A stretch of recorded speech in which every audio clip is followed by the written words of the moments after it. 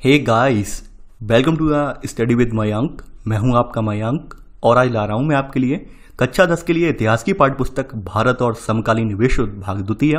देखिए यहाँ पर आज आपका जो है अध्याय पहला चल रहा है और इस अध्याय में आज आपका यहाँ पर पार्ट 2 है, यानी यूरोप में राष्ट्रवाद के उदय के संदर्भ में हम यहाँ पर आज पार्ट 2 कवर करेंगे। तो चलिए स्टार्ट करते हैं आज का वीडियो, देखते हैं हमें क्या क्या डिस्कस करना है और क्या क्या नोट डाउन करना है। देखिए बात कर लेते हैं हम पार्ट 2 की। आपने पार्ट 2 में जो है यहाँ पर आपको पता होगा, आपने पार्ट 2 में पार्ट 1 में, मैं पार्ट 2 बोल रहा हूँ, पार्ट 2 तो आज हम कर रहे हैं। आपने पार्ट 1 में 1815 में आपने जो सुधार किए गए, 1815 में जो वियना कन्वेंशन हुआ था वो आपने देख लिया था कि वियना कन्वेंशन यानी वियना संधि के बाद किस तरह से जो राज्य हैं, यानी जो राज्य थे अपने अपने, उन्होंने फिर से यही कोशिश की कि हमारे यहाँ पर फिर से राजतंत्र स्थापित हो। यहाँ पर यानी कि जो पुराना वाला मॉडल है राजतंत्र का वो ना लागू करके राजतंत्र में थोड़ा बहुत सुधार करके, जैसे कि नेपोलियन ने नीति अपनाई थी। नेपोलियन ने यही नीति अपनाई थी कि उसने जो पुराना मॉडल था, पुराना मॉडल ना अपनाकर राज्य व्यवस्था का नया मॉडल पेश किया था। तो इनका भी यही मानना था कि आधुनिकवाद अगर हम लेकर आएंगे अपने राजतंत्र में, अगर आधुनिकवाद भी लेकर आएंगे तो उससे क्या होगा, जनता हमारी हितैषी बनी रहेगी, जनता हमारी समर्थक बनी रहेगी और कहीं भी या फिर कभी भी क्रांति की बात नहीं होगी। तो ऐसे करके इन्होंने जो यहाँ पर वियना कन्वेंशन हो गया है। आपने देखा भी था कि वियना कन्वेंशन जो हुआ था उसकी मेजबानी ऑस्ट्रिया के चांसलर थे ड्यूक मेटरनिक, इनकी अध्यक्षता में की गई। और इसके बाद फिर यही हुआ कि हर देश में क्या हुआ, उन्होंने वही राजतंत्र स्थापित करवाने के लिए प्रयास किए। साथ ही साथ आपने ये भी देखा था कि भाई फ्रांस को थोड़ा, फ्रांस से ज़्यादा डर था, यानी जितने यूरोप के देश हैं उन सभी के लिए सबसे ज़्यादा डर किससे था, फ्रांस से था। इन सबका यही मानना था कि भाई फ्रांस में अगर मान लीजिए कोई भी प्रक्रिया होती है तो पूरे यूरोप को जुकाम हो जाता है। यानी ड्यूक मेटरनिक का कथन आपने सुना होगा कि फ्रांस अगर छींक भी देता है तो यूरोप को जुकाम हो जाता है। यानी कोई भी, यानी कि ऐसे आप मान सकते हैं कि जो क्रांतिकारी गतिविधियों का गढ़ या केंद्र के रूप में इसे देखा जाने लगा था। यानी फ्रांस को एक क्रांतिकारी गतिविधियों के केंद्र के रूप में देखा जाने लगा था। सभी की निगाह फ्रांस पर थी। उनको यही लगता था कि फ्रांस से निकलने वाले क्रांतिकारी जो भी हैं उदारवादी, वो समूचे यूरोप में कहीं भी क्रांति ला सकते हैं या कहीं भी क्रांति की आग भड़का सकते हैं। इसलिए इन्होंने जो है इसके पहले से बॉर्डर सील कर दिए, यानी इनके बॉर्डर्स पे, फ्रांस के बॉर्डर्स पे तमाम राज्य स्थापित करवा दिए ताकि फ्रांस जो है अपना विस्तार ना कर पाए। और ऐसे करके यहाँ पे आपने देखा बूर्बो राजवंश का जो शासक था 17वां, उसे यहाँ पर जो सत्ता में आसीन कर दिया था। तो यहाँ पर अब आप देखेंगे आगे क्या होता है। तो आपने आगे के संदर्भ में हम बढ़ते हैं। अब देखिए यहाँ पर आपने अगली हेडिंग अब आपकी पड़ेगी क्रांतियों का योग 1830 से लेकर 1848 तक।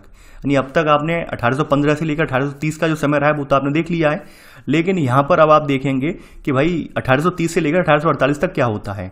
आपने ये भी देखा था पिछले वीडियो में कि भाई जो क्रांतिकारी थे, क्रांतिकारी चूंकि सब जगह राजतंत्र स्थापित हो रहा था, तो राजतंत्र स्थापित होने की वजह से क्रांतिकारी सरेंडर कर दिए। सरेंडर से मतलब ये है कि अपने गुप्त संगठन बना लिए थे क्रांतिकारियों ने। तो उनमें से कुछ क्रांतिकारियों के नाम आपने पढ़े भी थे, जैसे जूसेपी मोसिनी करके था, मेसिनी करके था, ठीक है। तो ऐसे करके कुछ और भी गुप्त संगठन बने हुए थे उसने, जैसे मेसनी जो था उसने आपने पढ़ा होगा यंग इटली, यंग यूरोप संगठन बनाया था। तो ऐसे बहुत सारे गुप्त संगठन जो है जगह जगह पे सक्रिय हो गए थे। तो ऐसे गुप्त संगठन जो थे वो इसी फिराक में थे, कैसे भी हमें मौका मिले और हम एक बड़ी क्रांति फिर से करें, यानी राजसत्ता को फिर से उखाड़ के फेंकें। तो ऐसे करके यहाँ पर धीरे धीरे करके राष्ट्रवाद की जो लॉ है या राष्ट्रवाद की जो लॉ है वो शांत नहीं हुई है, या फिर लॉ जो है बंद नहीं हुई है। यानी राष्ट्रवाद की जो ज्वाला लोगों के अंदर दिल में दहक रही थी कि भाई हमें पुनः अपना देश फिर से वापस लेना है और यहाँ देश में फिर से गणतंत्र स्थापित करवाना है, वो वास्तव में वो ज्वाला जो थी लोगों के अंदर जल रही थी और धीरे धीरे करके उसने फिर से विस्फोट का रूप लिया है। तो विस्फोट का रूप हम देखेंगे कब लिया है, तो अब हम देखते हैं। यहाँ पर देखिए आपने देखा था कि प्रथम विद्रोह फ्रांस में जो है यहाँ पर स्टार्ट जो हुआ है वो 1830 में हुआ है। यानी 1815 में बूर्बो राजवंश का जो राजा है उसे बिठा दिया था वियना क्रांति के बाद, वियना कन्वेंशन के बाद या संधि के बाद। लेकिन यहाँ पर फिर से क्रांति हुई है। यहाँ पर विद्रोहियों ने यहाँ यही किया है कि बूर्बो राजा, जिन्हें यहाँ पर 1815 के बाद रूढ़िवादी प्रक्रिया के दौरान सत्ता में बहाल किया गया था, इन्हें अब क्या किया है, क्रांतिकारियों ने फिर से उखाड़ के फेंक दिया है, यानी फिर से बाहर निकाल दिया है। अब यहाँ पर क्या होता है, अब यहाँ पे फिर से वही होता है जो व्यवस्था आपने देखा हो 1789 के बाद जो व्यवस्था अपनाई गई थी फ्रांस में, वही व्यवस्था एक बार से फिर होती है यहाँ पर। यानी उनकी जगह पे संवैधानिक राजतंत्र स्थापित किया गया और इसका अध्यक्ष यहाँ पर बनाया गया था लुई फिलिप को। अब यहाँ पर अध्यक्ष बने हैं कौन, लुई फिलिप बने हैं। ये आपने यहाँ पर नोट कर लिया होगा। आगे बढ़ते हैं। अब देखिए यहाँ पर मैटरनिक ने फिर से वही कमेंट किया जो मैंने कमेंट अभी बोला था कि जब फ्रांस छींकता है तो बाकी यूरोप को सर्दी जुकाम हो जाता है, जैसे आपने देखा होगा। देखिए अब यहाँ पर थोड़ा सा अपना माइंड जो है दोनों ओर लगाइए, यानी यहाँ पे कंपेयर करके चलना है हमें।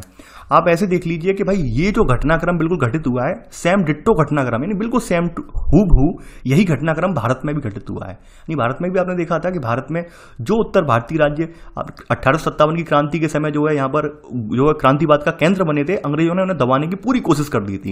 यानी अंग्रेजों का मानना यही था कि भाई ये क्रांति जो केंद्र बन चुके हैं, ऑब्वियस सी बात है लोगों के मन में क्रांति की लहर जाग गई है, तो उसे बिल्कुल दबा के रख देना है। तो इसलिए उन्होंने जो प्रशासनिक नियंत्रण था और जो है स्ट्रांग बना दिया था। तो वही यहाँ पर भी यूरोप में हाल है। यूरोप में सभी देशों की नजर फ्रांस की तरफ थी। उनका मानना यही था कि भाई यहीं से केंद्र बना हुआ है, यहीं से क्रांतिकारी विचार निकल रहे हैं, तो फ्रांस को सबसे पहले हमें यहाँ पर जो है कंट्रोल में रखना है। इसलिए उन्होंने राज्य यानी फ्रांस के चारों ओर राज्य स्थापित भी किए थे, लेकिन हुआ नहीं। यहाँ पे फिर से क्रांति होती है 1830 में आकर, और अब यहाँ पर लुई फिलिप की अध्यक्षता में यहाँ पर एक संवैधानिक राजतंत्र स्थापित किया जाता है।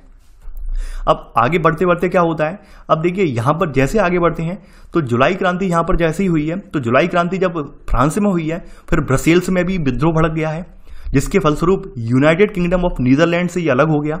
यानी कि फिर क्या होता है कि यहाँ पे एक ब्रसेल्स शहर है, ब्रसेल्स शहर में भी यहाँ पर ये एक विद्रोह भड़क गया है। तो ये ब्रसेल्स जो है वो आपका जो है नीदरलैंड यानी नीदरलैंड जो स्थापित किया गया था राज्य, उससे ये अलग हो गया है। यानी यूनाइटेड किंगडम ऑफ नीदरलैंड से अलग हो गया है ब्रसेल्स वाला रीजन, यानी फ्रांस की देखा दुनी। तो यहाँ पर आप इसमें सब पॉइंट नोट कर लेना, पहले का सेकेंड सब पॉइंट ये। आगे बढ़ते हैं यहाँ पर। अब देखिए यहाँ पर आगे बढ़ने पर हम देखेंगे यहाँ पर कुछ बताया गया है। यहाँ पे कहा गया है कि यूरोप के यहाँ बताया गया है कि भाई 15वीं सदी से जो यूनान है ये ऑटोमन साम्राज्य का हिस्सा था। अब देखिए यहाँ पर ऑटोमन साम्राज्य का जिक्र किया गया है, तो ऑटोमन साम्राज्य के बारे में थोड़ा सा हम देख लेंगे कि क्या ऑटोमन साम्राज्य है क्या और ये क्या है। तो थोड़ा सा हम यहाँ पे इमेज में चलते हैं, तब समझते हैं ऑटोमन साम्राज्य वास्तव में है क्या। देखिए ये जो रीजन है आपका, यहाँ से लेकर ये आप देख पा रहे हैं सर्बिया वगैरह, ये पूरा रीजन, और नीचे ये वाला रीजन, ये पूरा यहाँ से लेकर यहाँ तक ये ऑटोमन साम्राज्य है। ठीक है, ये पूरा ऑटोमन साम्राज्य हुआ करता था कभी। अब ये ऑटोमन साम्राज्य है क्या। देखिए वास्तव में ऑटोमन साम्राज्य को उस्मानी सल्तनत के बारे में के नाम से हम जानते हैं, उस्मानी सल्तनत के नाम से हम जानते हैं। ये बात आपने सतीश चंद्रा की जो है किताब जो पढ़ी थी, ठीक है, सतीश चंद्रा की जो किताब मध्यकालीन भारत का इतिहास, तो वहां पर आपने ऑटोमन साम्राज्य उस्मानिया सल्तनत का जिक्र किया भी था। अब देखिए उस्मानिया सल्तनत जो थी ये दो भागों में विभक्त थी। एक तो रीजन इसका जो था तुर्की, यानी जो वर्तमान तुर्की देख रहे हैं, वास्तव में वही ऑटोमन साम्राज्य वहां पे कभी रहा था। और ये पूरा जो साम्राज्य था एक समृद्ध मुस्लिम साम्राज्य था, एक समृद्ध मुस्लिम साम्राज्य था जिसने यूरोप के कुछ भाग पर भी कब्जा कर रखा था। यहाँ पर आप देख रहे हैं ये यूरोप के भाग पर इसने कब्जा कर रखा था। लेकिन जैसे जैसे समय बीतता गया, क्रांतिकारियों का दौर स्टार्ट हुआ, ऑब्वियस सी बात है ये जो सर्बिया, बुल्गारिया, रोमानिया, यूनान के लोग, ठीक है, ये भी अपनी अपनी स्वतंत्रता की बात करने लगे। ये किससे, ऑटोमन साम्राज्य से स्वतंत्रता की बात करने लगे, यानी उस्मानिया साम्राज्य से स्वतंत्रता की बात करने लगे। तो यहाँ पर जो ऑटोमन साम्राज्य है, ऑटोमन साम्राज्य का ये वाला हिस्सा, यानी कि हम यहाँ पर ये ईस्ट वाला हिस्सा बोल देंगे, यानी कि ये एशिया में जो पड़ता है। अगर आप थोड़ा सा अगर मैप अगर आपने अध्ययन किया है ज्योग्राफी का, तो आपको पता होगा कि तुर्की जो है एक इसका एक साइड वाला हिस्सा जो है यहाँ से बॉस्फोरस जल संधि है, यहाँ पर एक जल संधि है जिसका नाम है बॉस्फोरस जल संधि। तो बॉस्फोरस जल संधि के साइड वाला हिस्सा कहाँ पे पड़ता है, ये आपका एशिया में आता है। तो इस रीजन को यहाँ पर आप देखेंगे, इसे अनातोलिया, यानी इस रीजन को यहाँ पे कहते हैं अनातोलिया या फिर एशिया माइनर। आपने नाम बहुत सुना होगा ये वाला एशिया माइनर। माइनर होता क्या है, तो एशिया माइनर यही है, अनातोलिया या फिर इसे हम एशिया माइनर कहते हैं। तो वो रीजन आपका यही वाला है, वर्तमान टर्की वाला, जो टर्की का ये वाला आपका जो एशिया वाला पार्ट है वो अनातोलिया या फिर एशिया माइनर कहा जाता है। यानी कि पहले कहा जाता था, अभी नहीं है। और इसका ये वाला पोर्शन है ऊपर वाला, अब तो ज़्यादा नहीं रहा है, हम यहाँ पर यहाँ तक बता रहे हैं। यानी कि ये जो रीजन है यहाँ पर हमने यहाँ पर मैं ये लगाया है, देखिए मैं बना दे रहा हूँ चिन्ह यहाँ पर, जिससे आपको समझने में आसानी हो। तो ये जो रीजन आप देख रहे हैं थोड़ा सा यहाँ तक, ये यहाँ पर इनका एक शहर है जिसका नाम है इस्तांबुल। आपने इस्तांबुल का नाम सुना होगा, ठीक है, टर्की की राजधानी इस्तांबुल। तो इस्तांबुल है। इस्तांबुल जो शहर है इसका नाम पहले जो था वो कुस्तुनतुनिया था। कुस्तुनतुनिया, मैं नाम वो भी लिख दे रहा हूँ, कुस्तुनतुनिया के बारे में आपने ये भी पढ़ा था, कुस्तुनतुनिया। तो ठीक है, कुस्तुनतुनिया करके ये एक शहर था यहाँ पर। अब ये शहर क्या था, ठीक है, ये जो कुस्तुनतुनिया शहर था, ये वास्तव में ये शहर एक यूनान यानी कि रोमन एक शासक थे 328 ईस्वी में। तो जिनका नाम था कॉन्स्टेंटाइन, ठीक है। तो उन्होंने ये पुराना शहर था बाइजेंटाइन करके एक शहर था, उस शहर का विकास कर दिया था और ये काफी समय तक ये राजधानी रहा था, रोमन साम्राज्य की राजधानी रहा था, ठीक है। समय के साथ साथ समय बदला, समय बदलने के साथ साथ क्या हुआ कि जब ये शासक नहीं रहे तो जो कॉन्स्टेंटाइन था उन्हीं के नाम पर इसका नाम जो था कुस्तुनतुनिया रख दिया गया, ठीक है। और जब इनका कब्जा हो गया, ऑटोमन साम्राज्य का कब्जा हो गया, तो ऑटोमन साम्राज्य की भी राजधानी रही है, क्योंकि सामरिक दृष्टि से बहुत इंपॉर्टेंट शहर था, 7 पहाड़ियों से घिरा हुआ शहर था ये, ठीक है। तो ये ऐसे करके रहा है कुस्तुनतुनिया। लेकिन जैसे जैसे क्या हुआ, ऑटोमन साम्राज्य का पतन होता चला गया है और खास करके प्रथम विश्व युद्ध के बाद ऑटोमन साम्राज्य का पूरी तरह से पतन हो गया है। तो 1930 में आकर क्या हुआ है, यहाँ पर एक टर्की का उदय हुआ है, टर्की देश बना है। और यहाँ पर 1930 में आकर कॉन्स्टेंटाइन को यहाँ पर जो टर्की का मुस्लिम नाम दे दिया गया, टर्की में से एक मुस्लिम नाम दिया गया, यानी कि यहाँ पर इसे इस्तांबुल नाम इसका रखा गया है। तो ये कुछ मैंने ऑटोमन साम्राज्य का पहले ब्रीफ हिस्ट्री आपको दिया है। देने का रीजन क्या है और यहाँ पर इसके बारे में, क्योंकि ऑटोमन साम्राज्य का जिक्र आपकी किताबों में नहीं है, यानी आपके सिलेबस में जिक्र इसका नहीं है। सबसे बड़ी दिक्कत की बात मेरे लिए ये थी, तो मुझे फिर इधर उधर सोर्स से ये निकाल के लाना पड़ा है। अगर इसमें सिलेबस में आपके में होता तो कोई दिक्कत ही नहीं थी। लेकिन ऑटोमन साम्राज्य का जिक्र तो किया है, लेकिन इसके बारे में बताया नहीं गया है कि कौन साम्राज्य था, क्या था। क्योंकि इसलिए ना बताने का रीजन क्या है, इन्होंने बस यही सोच लिया है कि ऑटोमन साम्राज्य का जिक्र मध्यकालीन भारत के इतिहास में आ जाता है, शायद इस वजह से यहाँ पे जिक्र नहीं किया है इन्होंने, शायद। तो मैंने यहाँ पे आपके माइंड में क्लियर कर दिया है, और आपके माइंड में आज जो ऑटोमन साम्राज्य है या फिर अनातोलिया, एशिया माइनर, ठीक है, ये सब आपके माइंड में क्लियर हो गया। वो कुस्तुनतुनिया कहाँ है, या ये सब चीज़ें आज आपके माइंड में सब क्लियर हो गई होंगी, ठीक है। तो आगे बढ़ते हैं। अब यहाँ पर वही देख लेते हैं। तो यहाँ पर क्या हुआ है, एंड में आते आते यहाँ पर वही हुआ है कि जैसे जैसे यूरोप के अन्य देशों में फिर से क्रांति की आग भड़की है, तो वैसे ही वैसे ये देश जो कभी आप देखेंगे ऑटोमन साम्राज्य के अधीन रहे थे, इन देशों ने भी स्वतंत्रता की बात कर दी है। तो यहाँ पर आप अब नोट करेंगे, यहाँ पर आप नोट करेंगे अगला पॉइंट। देखिए मैं पॉइंट भूल गया फिर से, यहाँ पे सेकेंड पॉइंट आएगा, यहाँ लिखेंगे दूसरी घटना यूनान का स्वतंत्रता संग्राम थी। दूसरी घटना यूनान का स्वतंत्रता संग्राम थी, यानी पहली घटना तो यूरोप में हो गई है, राष्ट्रीय भावनाओं का संचार, और दूसरी घटना यूरोप में जो हुई है वो यूनान का स्वतंत्रता संग्राम थी। इसी में आगे बढ़ेंगे, आप यहां पर लिखेंगे 15वीं सदी से यूनान ऑटोमन साम्राज्य का हिस्सा था, और यूरोप में क्रांतिकारी राष्ट्रवाद की प्रगति से यूनानियों का आजादी के लिए संघर्ष 1821 में आरंभ हो गया। यानी कि जैसे ही यूरोप में क्रांतिकारी लहर की कवायद शुरू हुई है, वैसे ही वैसे क्या हुआ है, यहाँ पर यूनान में भी ये क्रांतिकारी की लहर फिर से जाग उठी है। उन्होंने कहा नहीं, हमें भी ऑटोमन साम्राज्य से अब पृथक होना है, हमें ऑटोमन साम्राज्य के अब अधीन नहीं रहना है। तो आपने ये सेकंड का सब पॉइंट नोट कर लिया होगा। आगे बढ़ते हैं। अब देखिए यहाँ पर क्या होता है, यहाँ पर यूनान में कुछ लोग ऐसे भी लोग थे जो ऑटोमन साम्राज्य ने निर्वासित कर दिए थे। तो वो लोग यूरोप के अन्य शहरों में जाकर शरणार्थी के रूप में रह रहे थे, या जो छिपकर रह रहे थे, तो वो सभी लोगों ने प्रयास किए हैं। तो यहाँ पर आगे लिखेंगे आप कि राष्ट्रवादियों को, यहाँ पर लिखेंगे राष्ट्रवादियों को निर्वासित यूनानियों के साथ पश्चिमी यूरोप के अनेक लोगों का भी समर्थन मिला, जो प्राचीन यूनानी संस्कृति, यानी प्राचीन यूनानी संस्कृति को हेलेनिज्म कहते थे, इनके प्रति सहानुभूति रखते थे। यानी कि जैसे जैसे क्या हुआ कि लोग अपने अपनी मूल संस्कृति को लौटने लगे, तो लोगों ने, ऑब्वियस सी बात है, मूल संस्कृति की जब बात आ जाती है तो लोग अपने आप दया या सहानुभूति निकल के आ जाती है। तो वही यहाँ पर भी हुआ, लोगों ने अपनी पुरानी जो गौरवान्वित करने वाली संस्कृति थी, यूनानी कल्चर, उस सबको याद किया, और फिर से वो यूनानी संस्कृति के प्रति उन्होंने माना कि भाई यूनानी संस्कृति को हमें आज़ाद करवाना है। तो ऐसे करके यहाँ पर भी एक देखेंगे क्रांति देखी गई है। और साथ ही साथ यहाँ पे कवियों ने एक अहम रोल निभाया है।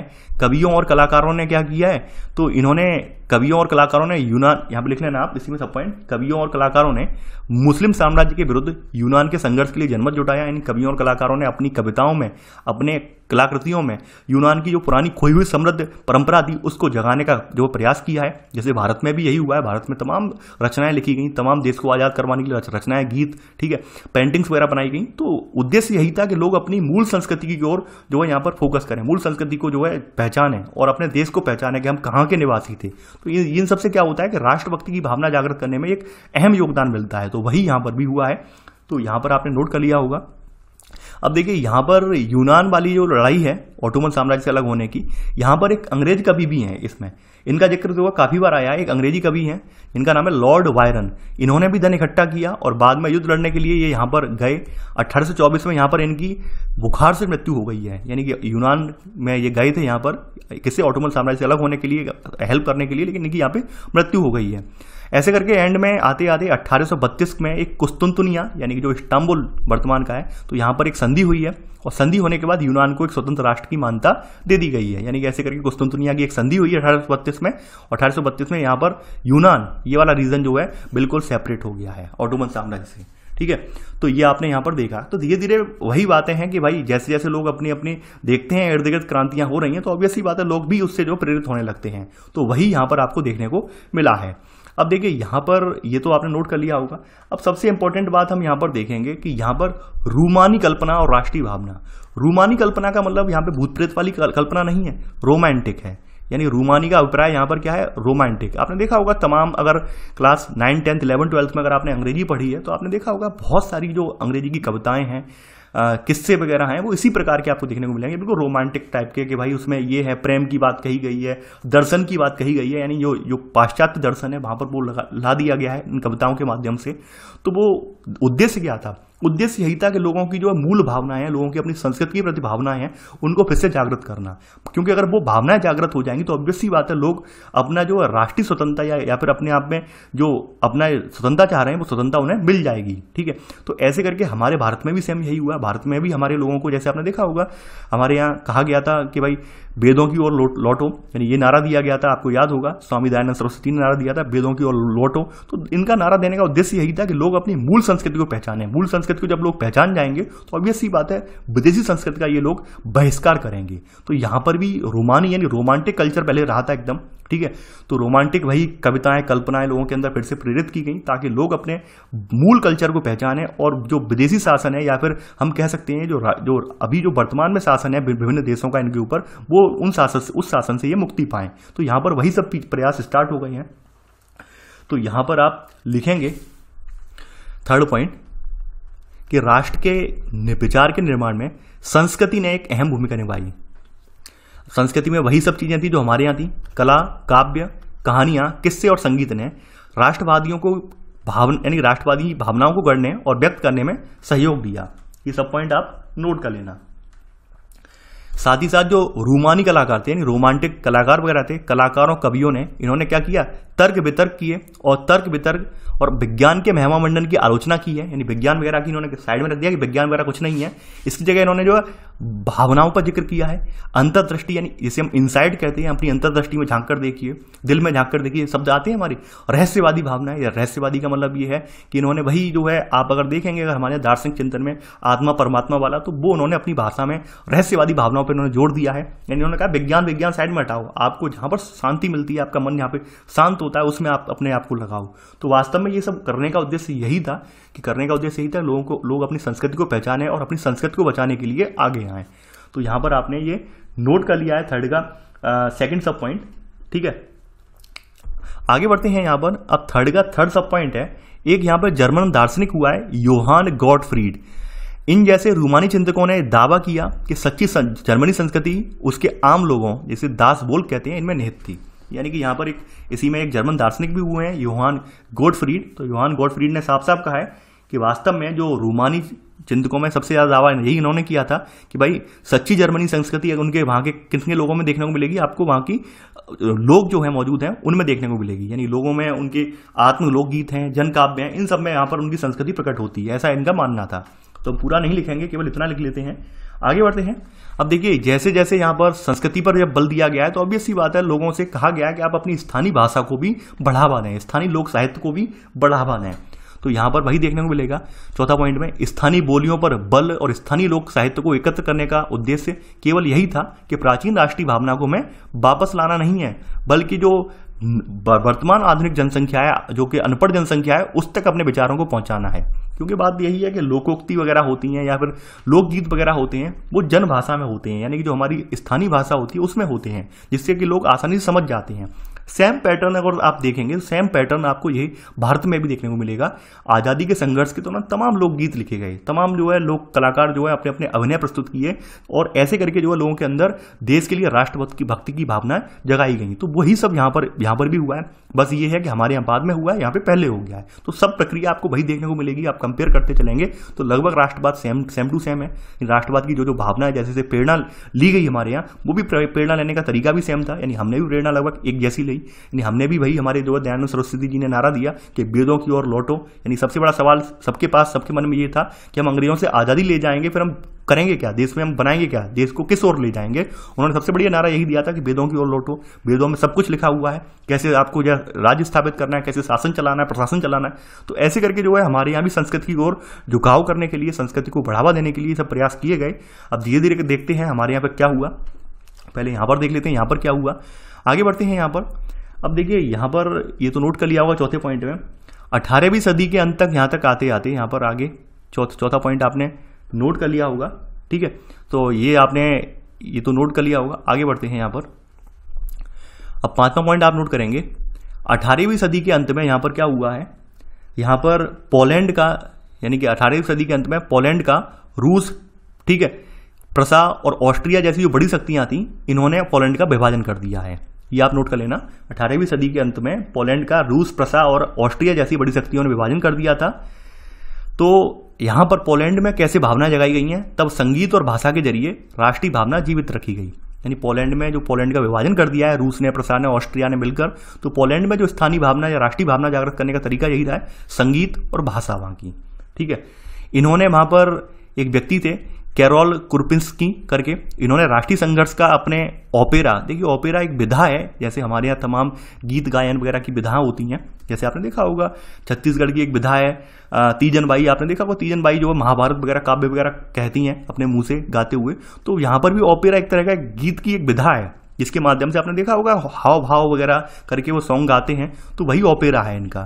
तो ओपेरा और संगीत से गुणगान करने वाली जो है, और पोलेनेस और माजुरका जैसे इनके लोकनृत्य थे, इनको राष्ट्रीय प्रतीकों में बदल दिया। यानी पोलैंड के जो कैरोल कुरपिंस्की थे, इन्होंने ये प्रयास किया है कि देश का विभाजन तो हो गया है, लेकिन राष्ट्रीय भावनाएं चूंकि जागृत बनी रहे, ताकि देश को हम अपनी खोई हुई आज़ादी वापस ले सकें, इसलिए इन्होंने जो कैरोल कुरपिंस्की ने ये प्रयास किया है। तो ये आप यहाँ पर लिख लेना सब पॉइंट, 5वें का सब पॉइंट करके आप लिख लेना। अब देखिए यहाँ पर रूसियों ने कब्जा तो कर लिया। अब रूसी कब्जा होने के बाद फिर क्या होता है, ये होता है कि भाई रूसी कब्जे वाले जो क्षेत्र थे, तो रूसी कब्जे के बाद पोलिश भाषा को स्कूलों में बलपूर्वक हटाकर यहाँ पर रूसी भाषा को हर जगह यहाँ पे लादा गया। ये आप नोट कर लेना। इसके अलावा यहाँ पर फिर क्या होता है, 1831 में रूस के विरुद्ध एक फिर सशक्त विद्रोह हुआ है। यानी ऑब्वियस सी बात है, जब लगातार लोगों की भावनाओं को कुचला जाएगा, लोगों को दबाया जाएगा, तो हर जगह एक दिन वो विस्फोट के रूप में जो विद्रोह की चिंगारी एक विस्फोट का रूप लेगी। तो यहाँ पर भी वही हुआ है। 1831 में रूस के विरुद्ध एक सशस्त्र विद्रोह हुआ है, और जिसे बाद में फिर कुचल दिया गया है, ठीक है। जिसे रूस ने फिर कुचल दिया है, यानी पोलैंड वासियों ने विद्रोह तो किया है, तो इसे मतलब कुचल दिया है। कुचलने के बाद फिर क्या हुआ है, यहाँ बताया गया है। यहाँ पर चर्च के आयोजनों और संपूर्ण धार्मिक शिक्षा में पॉलिश का इस्तेमाल हुआ। तो यहाँ पर चर्च के आयोजन वगैरह और ये संपूर्ण धार्मिक शिक्षा में पॉलिश का जो इस्तेमाल हुआ है, इसकी वजह से रूसी अधिकारियों ने वहाँ पर जो पादरी वगैरह थे, बिशप वगैरह थे, देखिए ये पादरी बिशप वगैरह हैं, पोप वगैरह हैं, सब ईसाई धर्म से संबंधित ही हैं। जैसे हमने अपने हिंदू धर्म की बात कर लें कंपेयर करके, जैसे बच्चे पूछते हैं कि सर ये क्या है, जैसे आपने सुना होगा नाम महामंडलेश्वर, ठीक है, या फिर फलाने अखाड़े के प्रमुख हैं, या फिर साधु हैं, संत हैं, नागा साधु हैं। तो वैसे ही करके अगर क्रिश्चियन में देखा जाए तो क्रिश्चियन में पादरी बिशप ये सब होते हैं, पादरी बिशप पोप वगैरह होते हैं, इनके धर्म के प्रतीक के रूप में माने जाते हैं इनके, ठीक है। देखिए मुझे क्रिश्चियन धर्म का ज़्यादा नॉलेज नहीं है, मैं आपसे गलत क्यों कहूँ, अगर किसी को हो नॉलेज तो वो अपना ज्ञान दे सकता है, लेकिन मुझे इसमें नॉलेज नहीं है इतनी।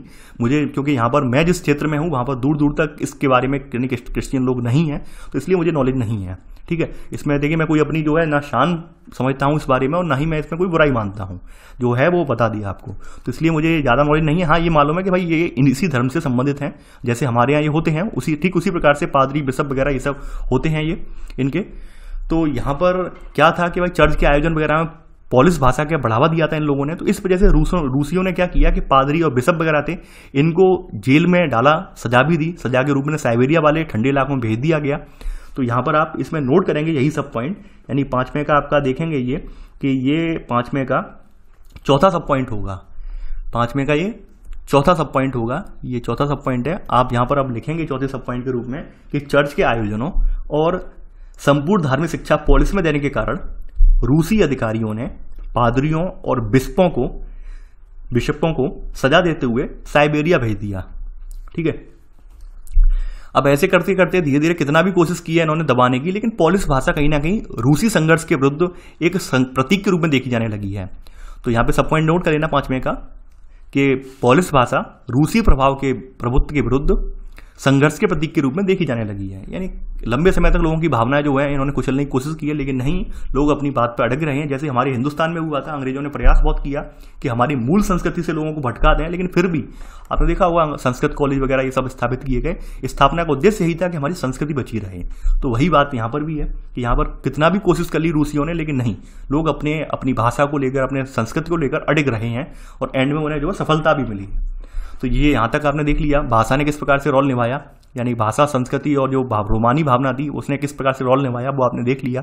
आगे बढ़ते हैं। यहाँ पर आगे का जो युग है, यानी कि जो आपका 19वीं शताब्दी में धीरे धीरे हम प्रवेश कर गए हैं, 18वीं शताब्दी से निकलकर 19वीं शताब्दी में आ गए हैं। तो यहाँ पर अब क्या हमें देखने को मिला है वो हम देखेंगे। देखिए, आपने ये तो देखा है कि 18वीं सदी के मध्य में जाकर जो है तो औद्योगिकरण स्टार्ट हो गया था। 1750 के बाद जो है औद्योगिकरण की झलक आपको जो है इंग्लैंड वाले रीजन में आपको देखने को मिलेगी। यानी इंग्लैंड वाले रीजन में आपको औद्योगिकरण की झलक आपको देखने को मिलेगी। और औद्योगिकरण का विकास यहाँ से इंग्लैंड से होते होते यूरोप के अन्य देशों में प्रसार हुआ है, ये बात आप जानते हैं।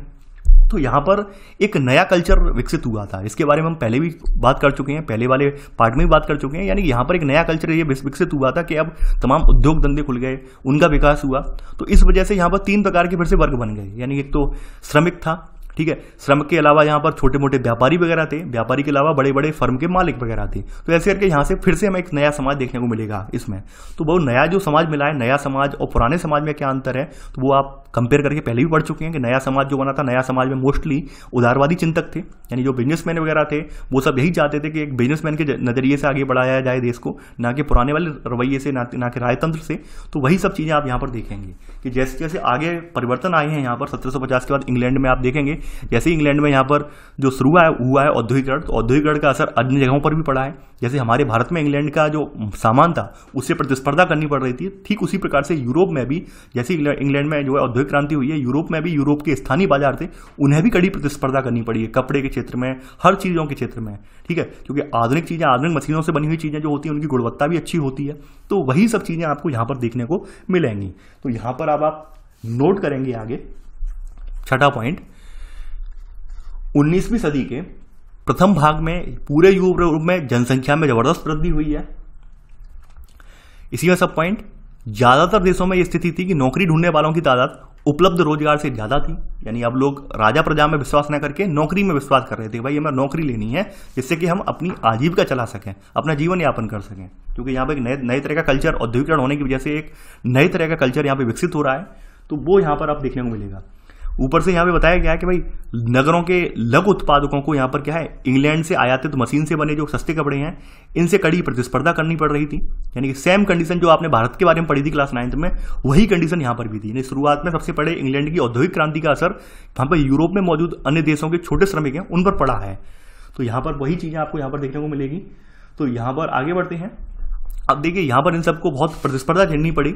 इसके अलावा यहाँ पर एक चीज और देखने को मिलेगी कि यूरोप के उन इलाकों में जहां पर कुलीन वर्ग अभी भी सत्ता में था, कुलीन वर्ग से अभिप्राय यहाँ पर वही अपर वर्ग, यानी कि हमारे यहाँ जब बोल सकते हैं, हमारे यहाँ जैसे जमींदार वगैरह थे, ठीक है, राजे रजवाड़े वगैरह थे, छोटे छोटे सामंत वगैरह थे, तो उनके अधीन जमीनें थी, उनके अधीन जो है कृषि हो रही थी। तो वही चीज यहाँ पर कुलीन वर्ग के अधीन है। कुलीन वर्ग जो है सत्ता में अभी बैठा हुआ है।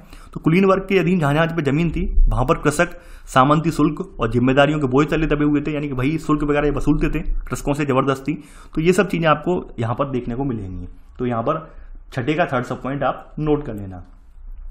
अब देखिए यहाँ पर भी बुनकर वगैरह है, बुनकरों वगैरह ने यहाँ पर क्रांति की है, तो वो बताया गया है। सबसे पहले सिलेसिया में क्रांति हुई है। तो यहाँ पर आप अगला पॉइंट नोट करेंगे, यानी अब आपका 7वां पॉइंट आएगा कि 1845 में सिलेसिया में बुनकरों ने उन ठेकेदारों के खिलाफ विद्रोह कर दिया जो इन्हें कच्चा माल देकर निर्मित कपड़ा लेते थे, लेकिन दाम बहुत कम देते थे। तो यहाँ पर सबसे पहले सिलेसिया में देखने को मिलेगा। और सिलेसिया के बाद फिर 8वें नंबर पर 8वां पॉइंट आएगा। 8वें नंबर पर फिर कहाँ हुआ है, फिर से हुआ है फ्रांस में। यानी जो लुई फिलिप फिर से संवैधानिक राजतंत्र स्थापित करवाया था लुई फिलिप ने, लुई फिलिप भी अपने देश को चलाने में सक्षम नहीं हो पाए। लुई फिलिप भी अपने जनता की जो है, जनता के जो भी मुद्दे थे, जनता के जो किए वादे थे, उन वादों को निभा नहीं पाए। और यहाँ पर भी जो है लुई फिलिप के विरुद्ध जो है एक बड़ा संघर्ष फ्रांस में फिर से उपजा है। ऐसे करके लुई फिलिप को जो है सत्ता से भागना पड़ा है, तो वो भी यहाँ पर देखने को मिलेगा। तो 8वां पॉइंट अब आप नोट करेंगे कि 1848 में व्यापक बेरोजगारी से पेरिस के लोग सड़कों पर उतर आए और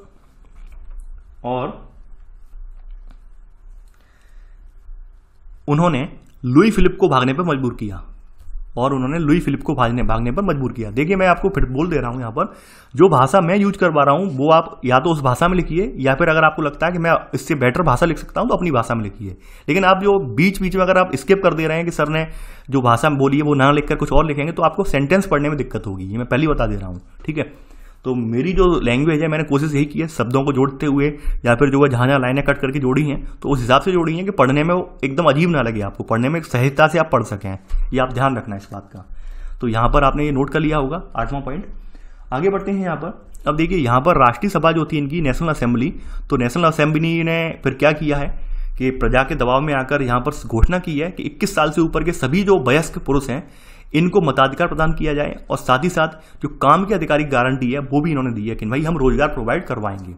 यानी कि बेशक यहाँ का जो प्रजातांत्रिक शासक है लुई फिलिप वो तो भाग गया है, लेकिन जो नेशनल असेंबली थी, मंत्रियों वगैरह की सभा वगैरह जो थी, उसने फिर वादा किया कि नहीं अब हम सुधार कर रहे हैं। यहाँ पर 21 साल से ऊपर के जितने भी लोग हैं हमारे देश में उन सभी को हम मताधिकार यानी वोट देने का अधिकार प्रदान कर रहे हैं, और साथ ही साथ काम की गारंटी का अधिकार भी हम दे रहे हैं। काम के अधिकार की गारंटी का भी दे रहे हैं हम, यानी हम नियमित रूप से रोजगार भी देंगे। तो ये सब चीजें यहाँ पर हुई हैं। तो 8वां पॉइंट 8 में का सब पॉइंट आपने नोट कर लिया है। आगे बढ़ते हैं। अब धीरे धीरे आपने 1848 तक का समय देख लिया है। 1848 के बाद फिर क्या हुआ है, तो यहाँ पर वही सब चीज़ें आप देखने को मिलेंगी। यानी कि यहाँ पर भी वही हाल था कि यूरोप के अन्य भागों में जहाँ पर अभी तक स्वतंत्र राष्ट्र राज्य अस्तित्व में नहीं आए थे, यानी स्वतंत्र राष्ट्र राज्य का मतलब यहाँ पर अभी तक राष्ट्र नहीं बने थे ये देश, राष्ट्र यानी कि ये राज्य जो थे अभी भी राजाओं के अधीन थे, यहाँ पर कोई भी प्रजातांत्रिक गतिविधियाँ नहीं हुई थी। तो ये राज्य क्या है, जैसे इनमें जर्मनी था, इटली था, पोलैंड, ऑस्ट्रो हंगेरियन साम्राज्य था। तो वहाँ के उदारवादी मध्य वर्गों के स्त्री पुरुषों ने अपने संविधान की जो मांग थी इसको राष्ट्रीय एकीकरण की मांग से जोड़ दिया। देखिए ध्यान देने वाली बात है, संविधान की मांग को राष्ट्रीय एकीकरण से जोड़ा है। समझा देता हूं ये होता क्या है। संविधान की मांग का मतलब यहां पर ये है कि हमारे देश में अब संवैधानिक तंत्र होगा, राजतंत्र नहीं होगा। ये बात तो आप जानते होंगे। संवैधानिक तंत्र का मतलब है लोकतंत्र, एक तरह का प्रजातंत्र, ठीक है।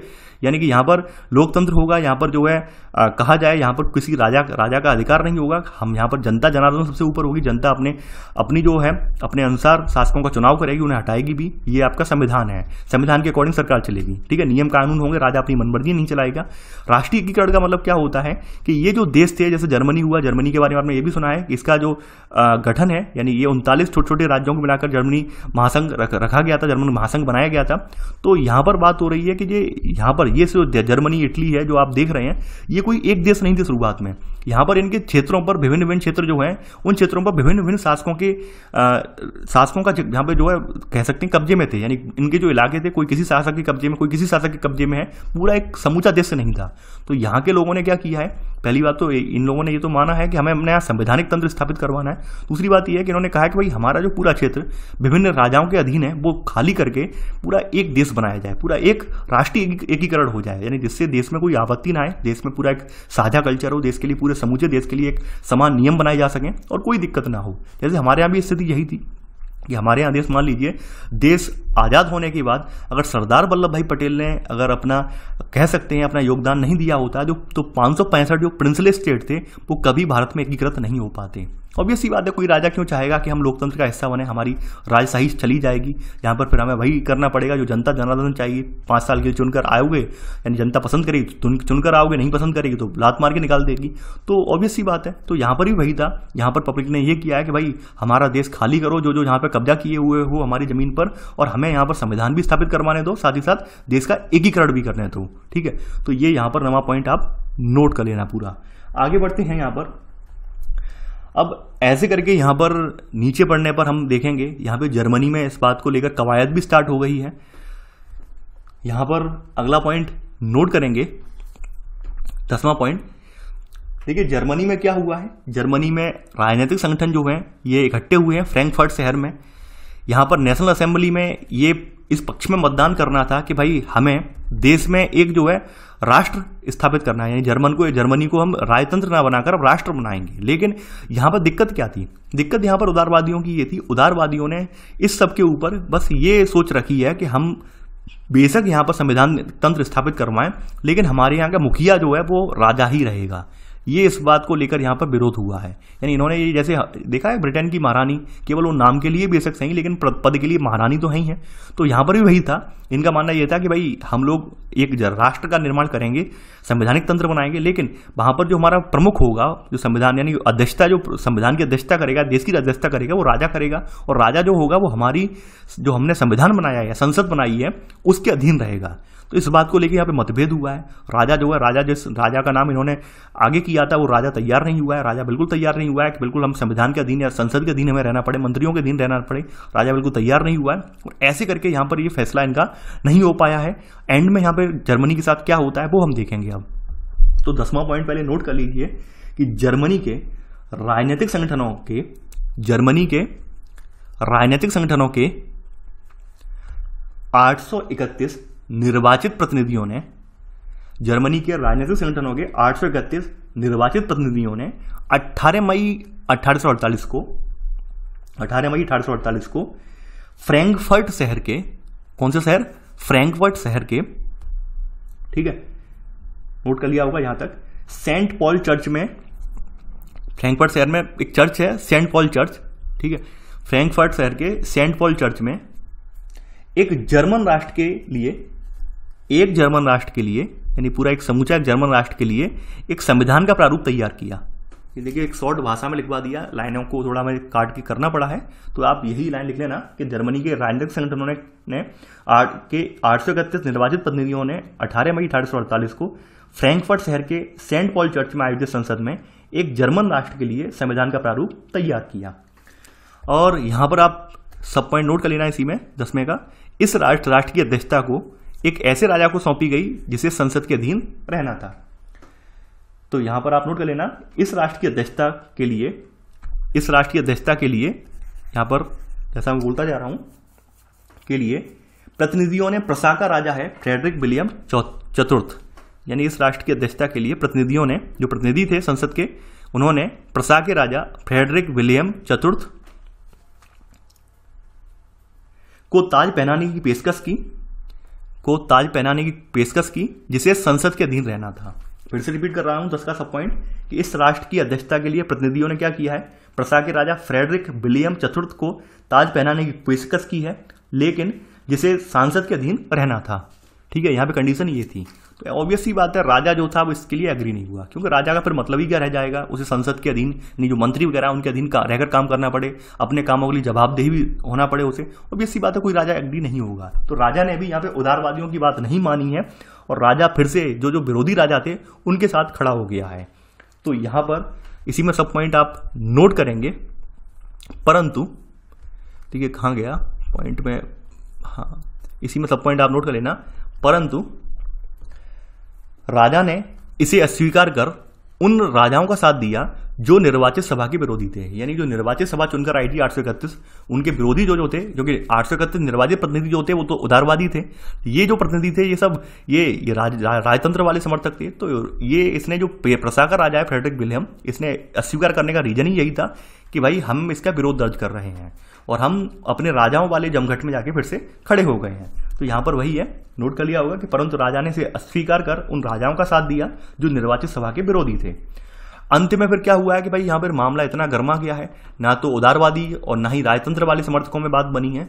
एंड में एक निष्कर्ष ये निकला है कि फिर आर्मी को बुलाना पड़ा है, यानी देश की सेना को बुलाना पड़ा है। और सेना जब बुलाई गई है तो असेंबली भंग हो गई है। तो यहां पर लिख लेना, अंत में सैनिकों को बुलाया गया और असेंबली भंग होने पर मजबूर हुई। यानी सभा हो रही थी वहां पर, संसद आयोजित की गई थी, वो फिर भंग हो गई है। ठीक है, क्योंकि वहां पे कोई निष्कर्ष निकला ही नहीं कि भाई राज्य का मुखिया कौन रहेगा, चाहे बेशक वो संवैधानिक मुखिया हो, लेकिन वह निष्कर्ष निकल ही नहीं पाया है। ऐसे करके यहाँ पर अब दो काम हुए हैं। दो काम ये हुए हैं, क्योंकि उदारवादी जो थे उनके साथ अपने देश के जो मध्यम वर्ग है या लोअर वर्ग है या निचला तबका है, उन सबकी मांगें जुड़ी हुई थी। लेकिन यहां पर ऐसा करके उदारवादियों ने उन सबकी जो मांगे थी या उन सबकी उम्मीदें थी उन पर पानी फेर दिया। क्यों फेर दिया? क्योंकि लोग ये नहीं चाहते थे कि हमारे यहाँ जो राष्ट्र का प्रमुख हो वो कोई राजा हो। लोग बिल्कुल नहीं चाहते थे, लोग यही मानते थे कि देश में से कोई चुनकर जाए व्यक्ति, ना कि ऐसा कि हम चुनने के बावजूद भी अपने किसी राजा को जो है राष्ट्र के ऊंचे पद पर बैठाएं, ऐसा लोग एक्सेप्ट नहीं करना चाहते थे। तो ऐसे करके उदारवादियों के ऊपर निष्ठा थी लोगों की, वो निष्ठा खत्म हो गई है। अब यहाँ पर होता क्या है, अब यहाँ पर ऐसे करके राजतंत्र वालों को फिर से मौका मिल जाता है, राजतंत्र वालों को यहाँ पे मौका मिल जाता है। और राजतंत्र वालों ने फिर इसका एक चाल भी चली है, क्योंकि उदारवादी तो अपना समर्थन जो है जनता के प्रति या अपना जो सहानुभूति है वो तो खो बैठे हैं इस क्रिया के द्वारा। क्योंकि उदारवादियों को समर्थन लोगों ने इसी आधार पर दिया था कि आप किसी राजा को अपने यहाँ ऊपर नहीं बैठाओगे राष्ट्र के लिए, लेकिन उदारवादी फिर भी यही गलती कर बैठे हैं। तो ऐसे में फिर राजाओं को जो राजा थे, जो आपके राजा हैं, जो राजा जिनका विरोध हो रहा था, फिर राजा जो है उन्होंने अपने नियंत्रण में क्या किया है, सेना को ले लिया है और सेना को नियंत्रण में लेके जर्मनी का निर्माण किया है। अब देखिए यहाँ पर इस घटनाक्रम में एक महत्वपूर्ण पहलू आ जाता है महिलाओं का, कि भाई महिलाओं का क्या रोल रहा है इसमें।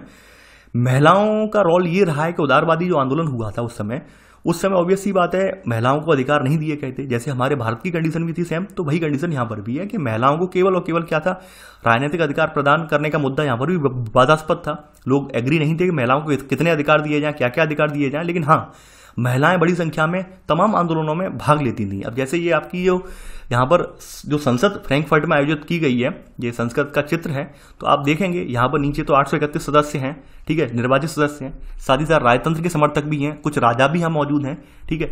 ऊपर जो दर्शक दीर्घा में आप देख रहे हैं ये सीन बताया गया है, ये सब महिलाएं हैं प्रेक्षक के रूप में, ऑब्जर्वर के रूप में, ऊपर से देख रही हैं क्रियाकलापों को, गतिविधियों को देख रही हैं कि नीचे चल क्या रहा है।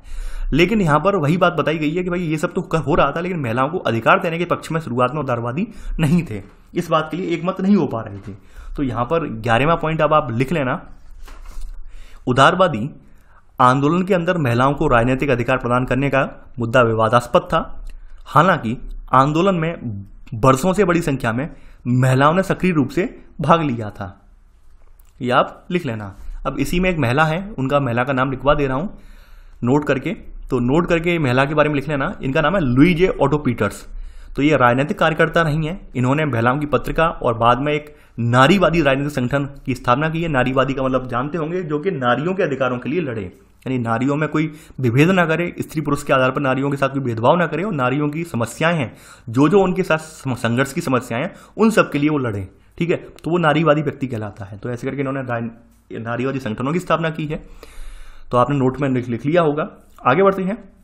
अब देखिए आपने देख लिया जर्मनी वाला फ्रैंकफर्ट संसद जो हुई है, यहाँ पर कोई निष्कर्ष नहीं निकला है। अब आगे बढ़ने पर फिर क्या होता है, आगे बढ़ने पर फिर यही देखने को मिलेगा। यहाँ पर आगे अगला पॉइंट आप नोट करेंगे, यहाँ पर 12वां पॉइंट, ये रूढ़िवादी ताकतें 1848 में उदारवादी आंदोलनों को दबा पाने में कामयाब हुई। यानी कि यहाँ पर जब संसद में कोई निष्कर्ष नहीं निकला है, फिर यहाँ पर क्या हुआ है, सेना एंड में बुलाई गई है, यहाँ तक आपने देख लिया है। अब सेना बुलाई गई है तो ऑब्वियस सी बात है कि सेना उदारवादियों से ज्यादा किसकी सुन रही है, राजाओं की बात सुन रही है, यानी जो राजशाही में व्यक्ति हैं उनकी बात सुन रही है, उनके अधीन है।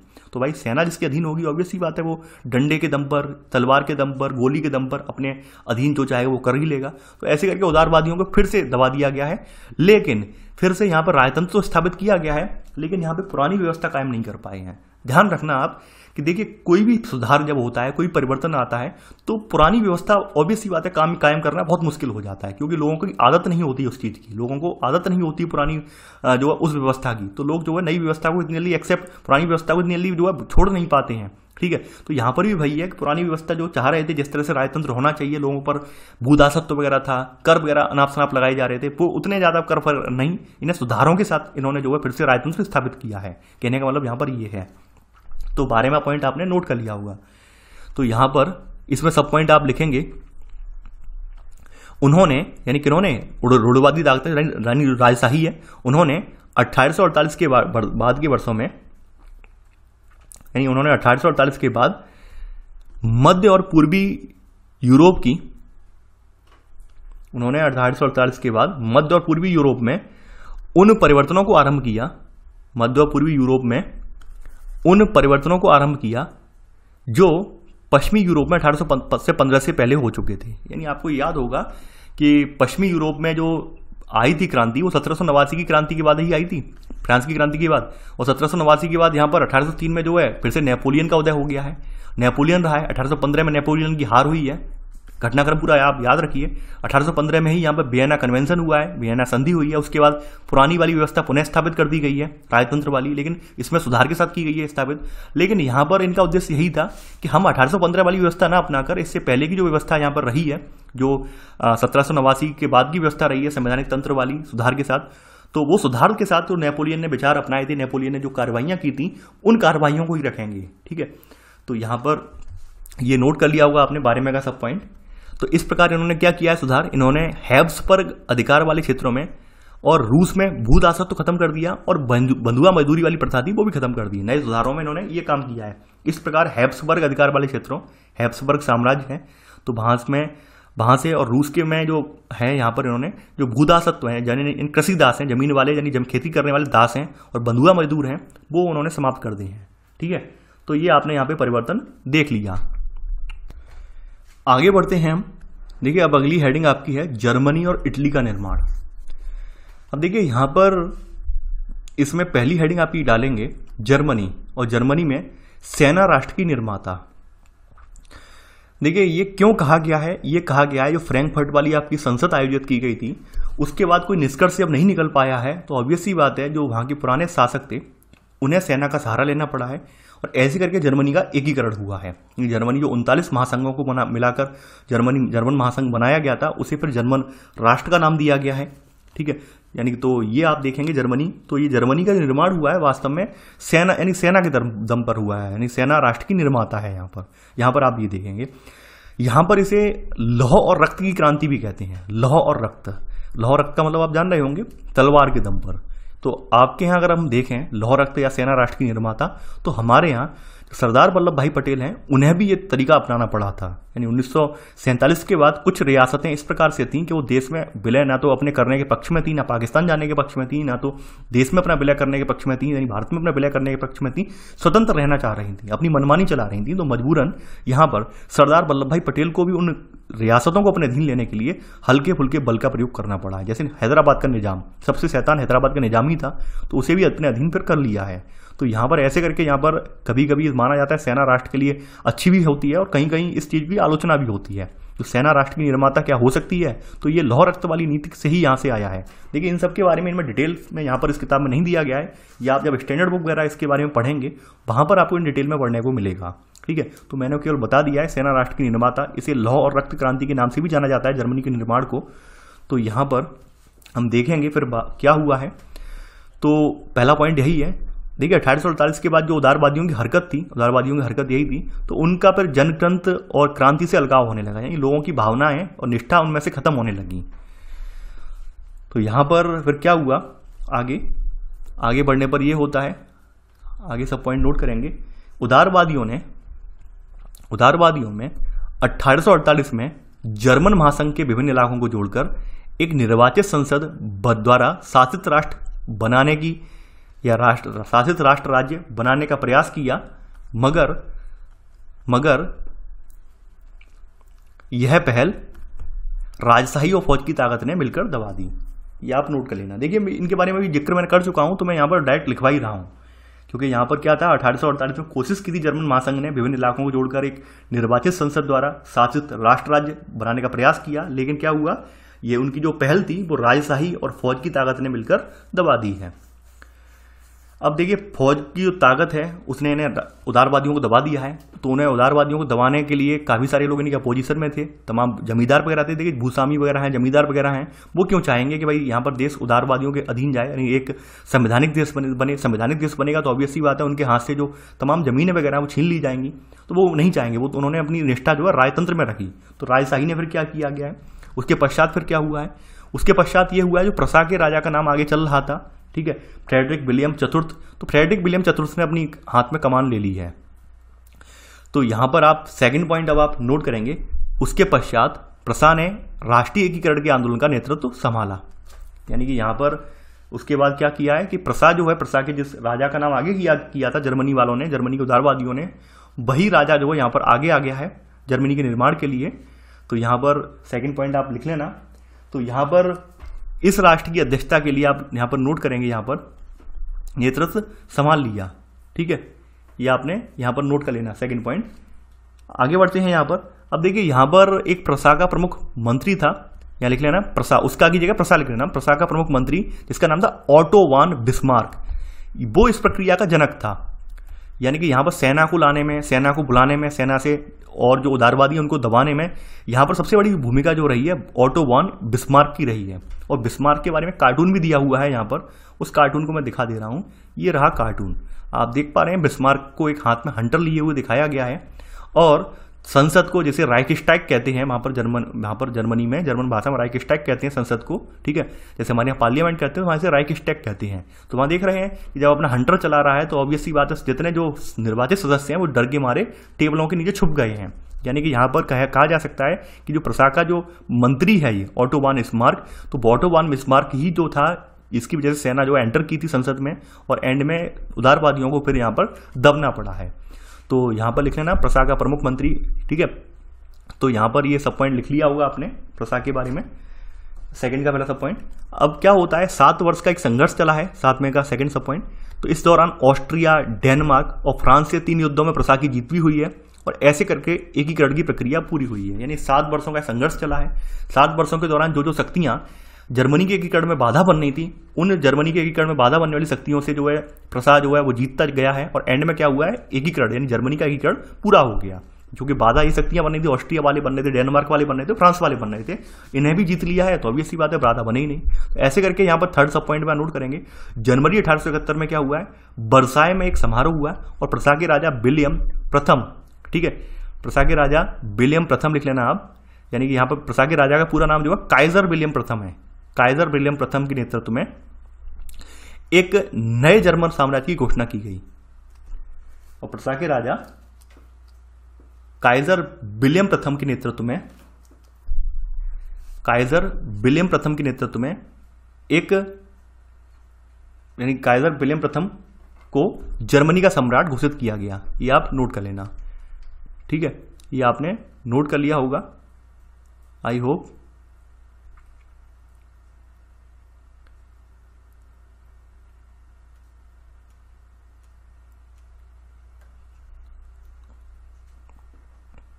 अब चलिए यहां पर आगे बढ़ते हैं। अब देखो जर्मनी का यहां पर एकीकरण हो गया है। अब बात कर लेते हैं इटली। इटली का क्या सीन है, यानी जर्मनी तो आपने देख लिया, जर्मनी के बारे में यहां पर थोड़ा सा मैप में आ जाते हैं। मैं मैप ही देख रहा था, ऊपर जो करके मैंने स्क्रॉल किया था वो देखने का रीजन ये था, मुझे लगा मैप ऊपर है। मैप आपका ये है, ठीक है। तो ये प्रसा 1866 से पहले प्रसा दिखाया गया है, ऑस्ट्रो प्रसा दिखाए गए हैं, ये राज्य यहाँ पर आप दिख रहे होंगे।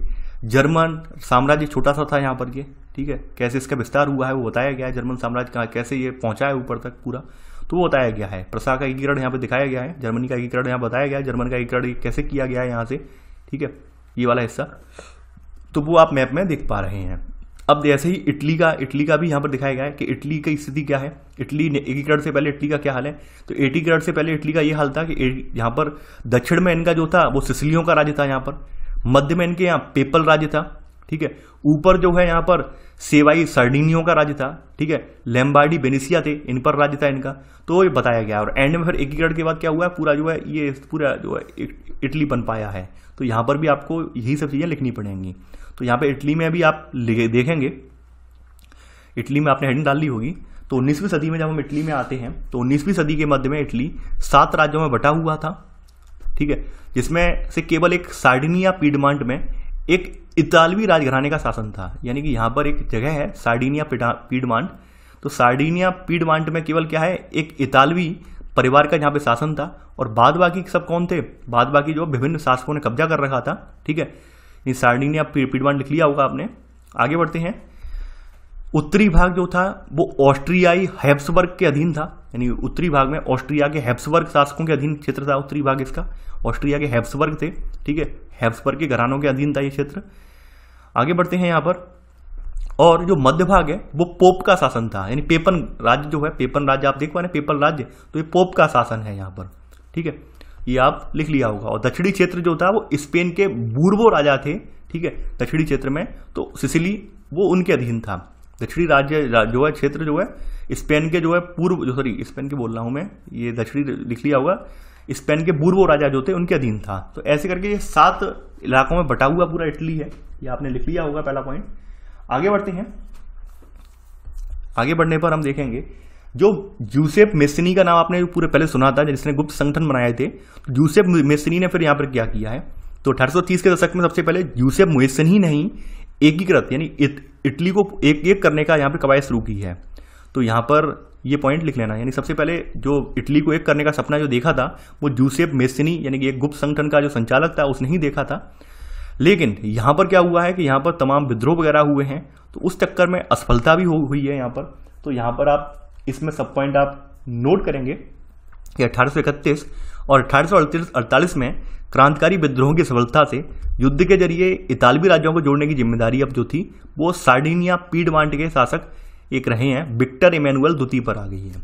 यानी कि जो जिम्मेदारी है इटली को एक करने की जिम्मेदारी अब किस पर आ गई है, तमाम जो क्रांतियां हुई, उदारवादियों ने क्रांतियों की कोशिश की, उन्हें वो एक नहीं कर पाए, पर ये जिम्मेदारी आ गई है सार्डिनिया पीडमांट के शासक, यानी कि जो सार्डिनिया पीडमांट के वही शासक हैं जो इतालवी राजघराने से बिलोंग करते थे, पुराने इतालवी राजघराने से बिलोंग करते थे। उन्होंने अब कवायद शुरू की है कि इटली को हम एक करेंगे, अपने जो हमारा पूर्वजों वाला कब्जा वाला क्षेत्र है उसे मुक्त कराएंगे। तो यहाँ पर सेकंड का सब पॉइंट आपने नोट कर लिया होगा। आगे बढ़ते हैं। अब देखिए यहाँ पर जो सार्डिनिया पीडमांट है तो इस राज्य का एक प्रमुख मंत्री है जिसका नाम है काबूर। तो काबूर ने क्या प्रयास किया है, तो मंत्री प्रमुख काबूर जिसने इटली के प्रदेशों को एकीकृत करने वाले आंदोलन का नेतृत्व किया, ठीक है। ये ना तो एक क्रांतिकारी था कोई और ना ही ये जनतंत्र में विश्वास रखने वाला व्यक्ति था। काबूर का जिक्र किया गया है काफी बार यहाँ पर। तो काबूर केवल काबूर ने अपने राजा का पालन किया है, राज्य यानी राजा के आदेश का पालन किया है। जो इमैनुअल द्वितीय हैं, विक्टर इमैनुअल द्वितीय हैं शासक, इनके आदेश का पालन किया है और उसने क्या किया है, अभियान छेड़ दिया है, ठीक है। यानी एक अभियान छेड़ दिया है प्रदेशों की एकीकृत करने वाला। आगे बढ़ते हैं। अब यहां पर इसने जो अपनी नीति अपनाई है काबूर ने, यानी कि जो सार्डिनिया पीडमांट का जो शासक है विक्टर इमैनुअल द्वितीय, इसका जो मंत्री है काबूर, इसने जो नीति अपनाई है, इस नीति से क्या हुआ है, इसने फ्रांस से सार्डिनिया पीडमांट की एक जो है कूटनीतिक संधि करवाई है। इसके पीछे काबूर का ही हाथ था और ऐसे करके सार्डिनिया पीडमांट 1859 में ऑस्ट्रिया के जो बल थे, ऑस्ट्रिया के हैब्सबर्ग वाले साम्राज्य वाले बल थे, उन्हें हरा पाने में ये कामयाब रहे हैं, ठीक है, कामयाब हुआ है। यहाँ पर आप नोट कर लेना इसी में सब पॉइंट, थर्ड का सब पॉइंट। आगे बढ़ते हैं। अब देखिए ये जो इन्होंने युद्ध लड़ा है पूरा, इसमें युद्ध लड़ने में ये तो मंत्री हो गए, लेकिन इनका सेनापति एक अलग रहा है। सेनापति का नाम है जूसेपे गैरिबाल्डी। समझने वाली बात है, शासक कुछ अलग है, शासक का नाम इमैनुअल विक्टर इमैनुअल है, मंत्री काबूर है, लेकिन सेनापति यहाँ पर कोई और है। सेनापति है जूसेपे गैरिबाल्डी जिन्होंने सेना का नेतृत्व किया है। तो यहाँ पर जूसेपे गैरिबाल्डी का भी यहाँ पे जिक्र आया है। जूसेपे गैरिबाल्डी ने जो सेना का नेतृत्व किया है, इन्होंने एक काम किया है, इन्होंने ये काम किया है कि सेना तो थी जो भी साथ इनके साथ जो भी ट्रेंड सैनिक थे, इसके अलावा इन्होंने जो स्वयं सेवकों के रूप में जो आसपास की जनता थी, आसपास के कृषक थे, उन्हें भी अपनी सेना में शामिल कर लिया है और ऐसे करके सेना का आकार काफी बड़ा होता चला गया है और ऐसे करके इलाके ये जीतते चले गए हैं। तो यहाँ पर आप इसमें सब पॉइंट लिखेंगे यहाँ पर, यानी कि थर्ड का सेकंड सब पॉइंट आप लिखेंगे। इसमें लिखेंगे आप इस युद्ध में जूसेपे गैरिबाल्डी के नेतृत्व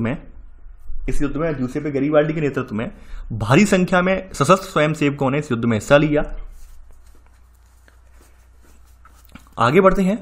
थर्ड सब पॉइंट इसी में ही 1860 में वे दक्षिण इटली और 2 सिसिलियों के राज्य में प्रवेश कर गए और स्पेनी शासकों को हटाने, ठीक है, साथ ही साथ स्थानीय किसानों का समर्थन पाने में ये सफल रहे। स्थानीय किसानों के समर्थन के कारण ये क्या कर पाए हैं, वहां पर सिसिलियों का जो राज्य था, स्पेन के पूर्व राजवंश के सिसिलियों का जो राज्य था, उसे हटा पाने में ये कामयाब हो पाए हैं। ऐसे करके फिर क्या हुआ है, 1861 में आते आते यहाँ पर इमैनुअल को जो है विक्टर इमैनुअल को द्वितीय शासक घोषित कर दिया गया है, यानी इमैनुअल द्वितीय को एकीकृत इटली का राजा घोषित किया गया है एंड में, ये आपने नोट कर लिया होगा। अब देखिए इटली का एकीकरण जो हुआ है इसमें एक बड़ी समस्या रही है। समस्या ये रही है, देखिए कभी कभी क्या होता है, जाने अनजाने में कुछ काम जनता कर देती है, तो वही काम यहाँ पर हुए हैं। जैसे आपने देखा होगा, आप काफी बार प्रजा की जो निष्ठा जो होती है वो राजा से ज्यादा रानियों में होती है। भाई हमारी रानी है, महारानी है हमारी, ऑब्वियस सी बात है, उन्हें लगता है भाई रानी बड़ी सुंदर है, थोड़ा मनमोहक लेती हैं, तो ऑब्वियस सी बात है जनता जो का घुमाव वहीं होता है। तो यहाँ पर क्या था, लोग इतालवी का मतलब नहीं जानते थे। यानी बड़ा हास्यास्पद मुझे ये लगा कि यहाँ पर जो वहाँ का लोग थे इस क्षेत्र के, वो इतालवी क्या है या इटली को एक करना है, एकीकरण करना है, उन्हें इससे मतलब नहीं था। उन्हें ये मालूम था कि भाई इतालवी नाम ले रहे हैं, इटालिया नाम चिल्ला रहे हैं, वो महारानी का नाम होगा, यानी विक्टर इमैनुअल की पत्नी का नाम होगा, इसलिए हम इनका सहयोग कर देते हैं। तो यहाँ पर जाने अनजाने में सहयोग जो कर दिया है इन्होंने, इसकी वजह से इटली पूरा एक हो गया है। ठीक है, तो थोड़ा सा कभी कभी वही मैं कहता हूँ, जनता जनार्दन कभी कोई काम बेटर भी कर देती है, तो वो बेटर काम में उनका यही काम है। इटालिया को ये लाटालिया समझ गए, ये समझे कि विक्टर इमैनुअल की पत्नी है का नाम है ये, और अपनी पत्नी की वजह से ये जो है राजा ने मुहिम छेड़ी है, तो उस मुहिम में हमें भी हिस्सा लेना है, ये लोग ऐसा समझ गए हैं। यानी ठीक है, ऐसे मान लीजिए जैसे हमारे यहाँ असहयोग आंदोलन हुआ, गांधी जी ने जो कह दिया था कि आपके जो जो मुद्दे हों आप उन सब मुद्दों को लेकर अंग्रेजों के खिलाफ हो जाइए। तो लोगों के जो भी मुद्दे थे, किसानों के जो मुद्दे थे, जो यहाँ पर जो आपके छोटे छोटे जो है कामगार थे, ठीक है, काम करने वाले थे, हस्तशिल्प वगैरह वाले कामगार थे, उनके जो जो मुद्दे थे सबने अपने अपने स्थानीय मुद्दे जोड़ लिए और असहयोग आंदोलन में कूद पड़े। किसी का कोई कॉमन मुद्दा नहीं था, सबके अलग अलग मुद्दे थे। बस गांधी का कहना इतना ही था, गांधी जी का, कि आपके जो भी मुद्दे हों, आपका जिस बात को लेकर अंग्रेजों से आप परेशान हो, आप असहयोग आंदोलन में कूद जाइए। तो वही यहाँ पर भी हुआ। जैसे जाने अनजाने में यहाँ पर भी इन्होंने लगा कि भाई हमारी महारानी ने राजा से डिमांड की है एक करने की, तो हम भी सहयोग दे देते हैं। तो यहाँ पर वही हुआ है। तो यहाँ पर अब आप जाते जाते चौथा पॉइंट नोट कर लेना कि इटली के अधिकांश निवासी, जिनमें निरक्षरता की दर काफी ऊंची थी, ये नोट कर लेना, उदारवादी राष्ट्रवादी विचारधारा से अनजान थे। इसी में सब पॉइंट, उन्होंने इटालिया के बारे में कभी सुना ही नहीं था और ये मानते थे लाटालिया जो है विक्टर इमैनुअल की पत्नी थी, यानी बस अपनी महारानी के लिए ये लोग समर्पित हो गए। आप ऐसे जान लीजिए। ऐसे करके पूरा इटली एक हो गया। देखिए यहाँ पर एक व्यक्ति हैं ज्यूसेपे गैरिबाल्डी, ये काफी फेमस व्यक्ति रहे हैं। इस क्रांति में इनका बहुत ज्यादा योगदान रहा है। जैसे आपको देखेंगे ऑटो वॉन बिस्मार्क का योगदान जर्मनी में रहा है, ठीक इसी प्रकार से जो ज्यूसेपे गैरिबाल्डी है उनका योगदान इटली के लिए रहा है। तो जैसे आपको इनके बारे में तो इस किताब में ज्यादा नहीं है, इनके बारे में भी आपको अलग से पढ़ना पड़ेगा। जो भी जिस एग्जाम की तैयारी कर रहे हैं, किसी बड़े एग्जाम की, ठीक है, टीजीटी पीजीटी वगैरह की तैयारी कर रहे हैं आप, तो आपको जो है ऑटो वॉन बिस्मार्क वाली इनके बारे में पढ़ना पड़ेगा, डिटेल में पढ़ना पड़ेगा। ये मैं क्लियर कर दे रहा हूँ आपको लिए, ठीक है। तो वैसे ही ज्यूसेपे गैरिबाल्डी का क्या योगदान रहा है देश के लिए, ये यहाँ पर दिया हुआ है, तो वो आपको मैं लिखवा दे रहा हूँ। और खास करके आपके जो स्टूडेंट हैं यहाँ पर, देखिए यूपीएससी वगैरह में भी यहाँ पर ये पूछा गया है ये वाला। इसके अलावा जो 10th क्लास के स्टूडेंट हैं वो भी ध्यान रखें, वो एग्जाम में आता है। ज्यूसेपे गैरिबाल्डी के बारे में पूछा गया है, ज्यूसेपे गैरिबाल्डी का क्या योगदान रहा है, कैसे ये जुड़े हैं आंदोलन से, तो पूछा गया है। तो यहाँ पर इसी में ही यहाँ पर अगली सब हेडिंग इटली में ही बना देना, ज्यूसेपे गैरिबाल्डी। कब से कब तक, 1807 से लेकर 1882। 7 में जन्म हुआ है, 82 में मृत्यु हुई है। जन्म जो है इनका खास करके एक तटीय व्यापार यानी तट में इलाके में रहने वाला परिवार था, तटीय व्यापार करता था, तो उसमें हुआ है जन्म इनका। लेकिन शुरुआत में क्या था, नौसेना में एक नाविक रहा था, एक नाव चलाने वाला व्यक्ति था शुरुआत में ये।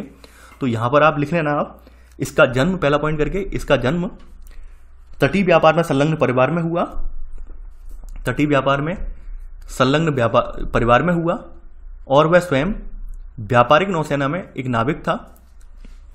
आगे बढ़ते हैं।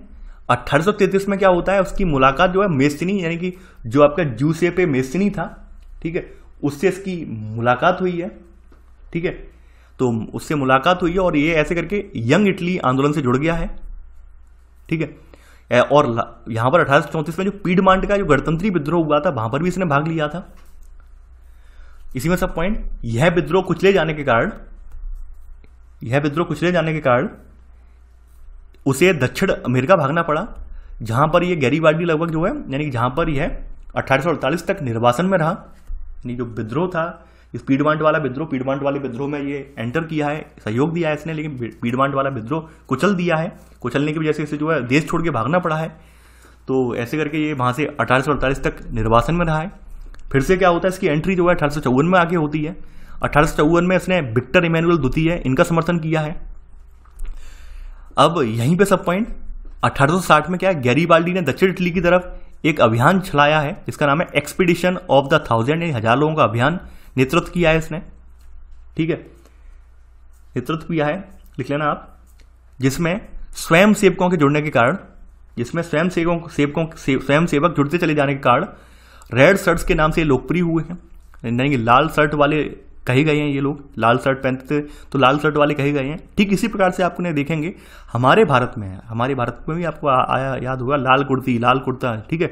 तो वो लोग भी सेम इसी तर्ज पर थे। यानी जैसे जैसे आप देखेंगे हमारे यहाँ कोई अलग नहीं हुआ है, हमारे यहाँ भी पैटर्न वही फॉलो किया गया है जो पैटर्न यूरोप में फॉलो रहा था, क्योंकि हमारे यहाँ के जो भी चिंतक वगैरह थे, राजनीतिक वगैरह थे, या फिर ऐसे व्यक्ति जो इन सब क्रांतियों पर अध्ययन कर रहे थे, तो उन्होंने वही रवैया अपनाया है जो रवैया यहाँ पे अपनाया जा चुका था।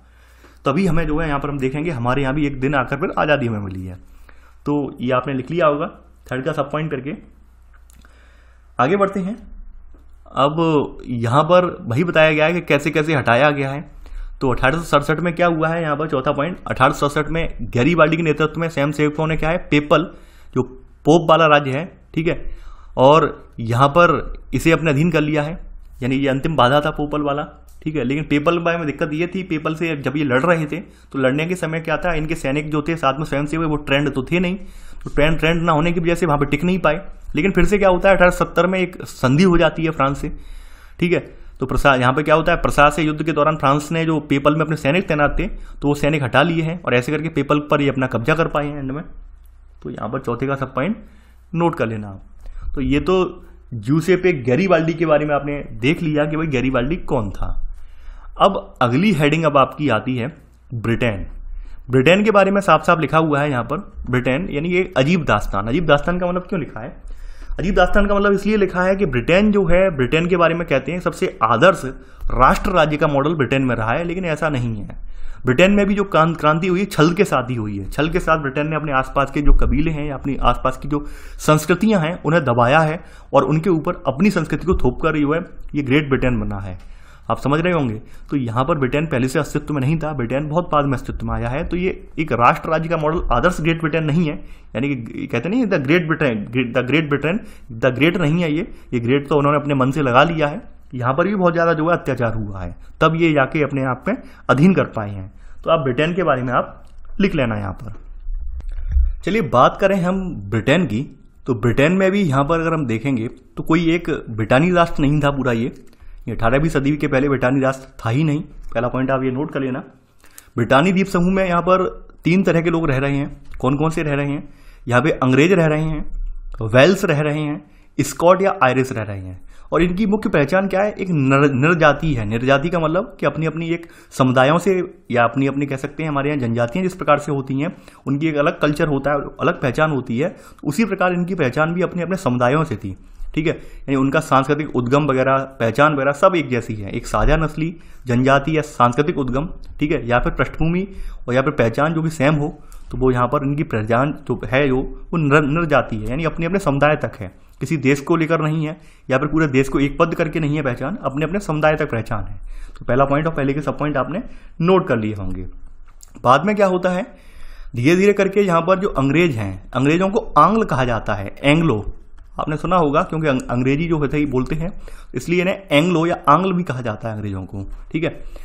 तो एंग्लो जो है यानी आंग्ल जो है धीरे धीरे जो यानी कि अंग्रेजों की पहले एक संसद बनी हुई थी आंग्ल संसद। तो आंग्ल संसद ने धीरे धीरे क्या किया है, अपनी जो कवायद है, दूसरे जो कबीले हैं, दूसरे समुदाय उन पर उनके वाले क्षेत्र को हड़पने के लिए कवायद है वो स्टार्ट कर दी है। उस कवायद में आप देखेंगे यहाँ पर, तो यहाँ पर आप सेकंड पॉइंट नोट करेंगे कि एक लंबे टकराव और संघर्ष के बाद आंग्ल संसद ने 1688 में राजतंत्र से ताकत छीन ली।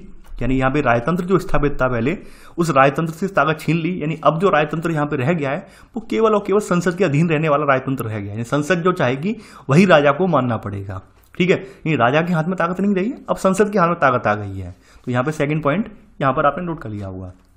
और ऐसे करके क्या हुआ है, इस संसद के माध्यम से क्या हुआ है, एक राष्ट्र राज्य का निर्माण हुआ है। यानी यहाँ पे राष्ट्र राज्य का मतलब वही राष्ट्र राज्य जिसमें अपना खुद का संविधान होगा, अपने खुद के रूल्स रेगुलेशन होंगे और पूरा जो है संवैधानिक तंत्र होगा।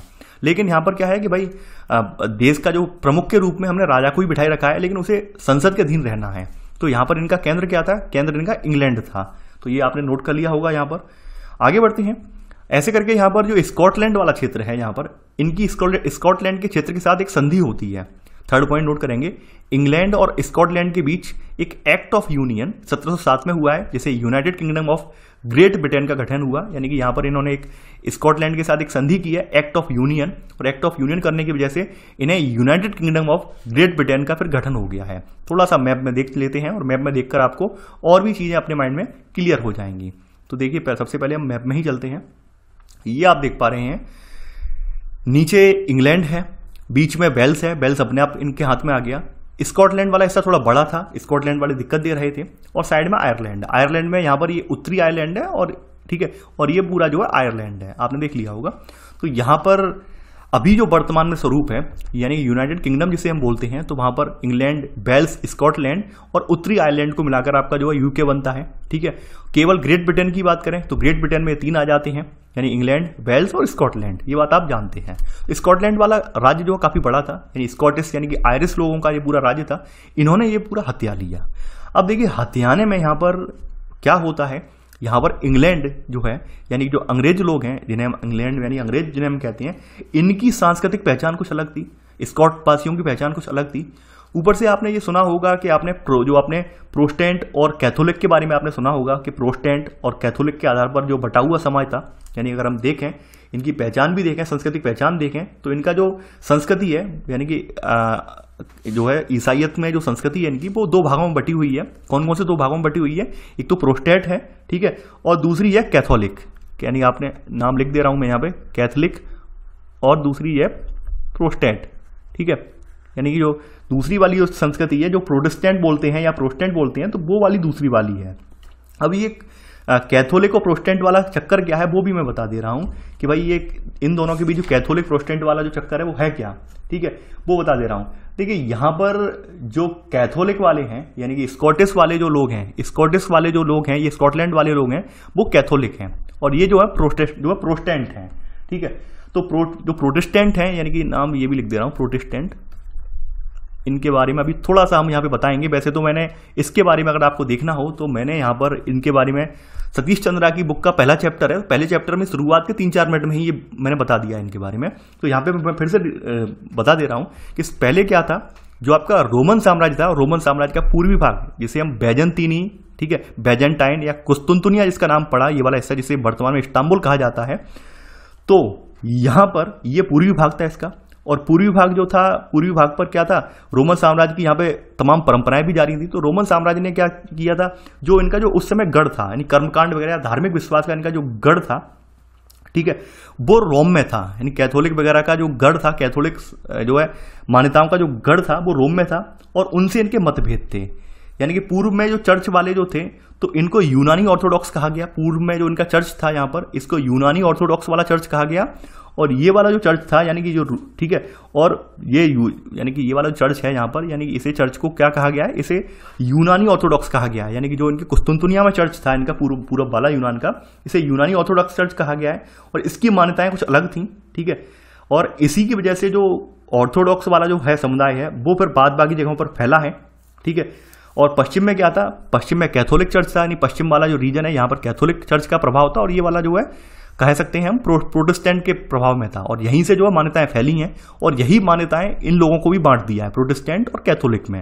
इनके बारे में जिक्र आ गया है तो जिक्र मैंने बता दिया, लिखने की जरूरत नहीं है आपको, ऑलरेडी आप लिख चुके हैं, मध्यकालीन भारत का इतिहास में आप लिख चुके हैं, यहाँ पर लिखने की जरूरत नहीं है। केवल आया है जिक्र तो मैंने यहाँ पर उसका जिक्र आपको कर दिया है ताकि आगे आपके माइंड में क्लियर हो जाए कि प्रोटेस्टेंट और कैथोलिक हैं क्या। ये एक मतलब एक धार्मिक, जैसे हमारे यहाँ होते नहीं है ईश्वरवादी, ठीक है, या फिर ऐसे भी होते हैं कि भाई ईश्वर को न मानने वाले व्यक्ति भी होते हैं, तो वही यहां पर सिस्टम है। आगे बढ़ते हैं यहां पर।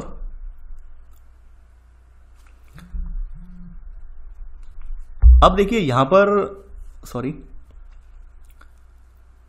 यहां पर अब आप अगली हेडिंग लिखेंगे। यहां पर आपने 3rd हेडिंग तो लिख ली होगी, इसी में लिखेंगे, इससे इंग्लैंड व्यवहार में क्या है, स्कॉटलैंड पर अपना प्रभुत्व जमा पाया है।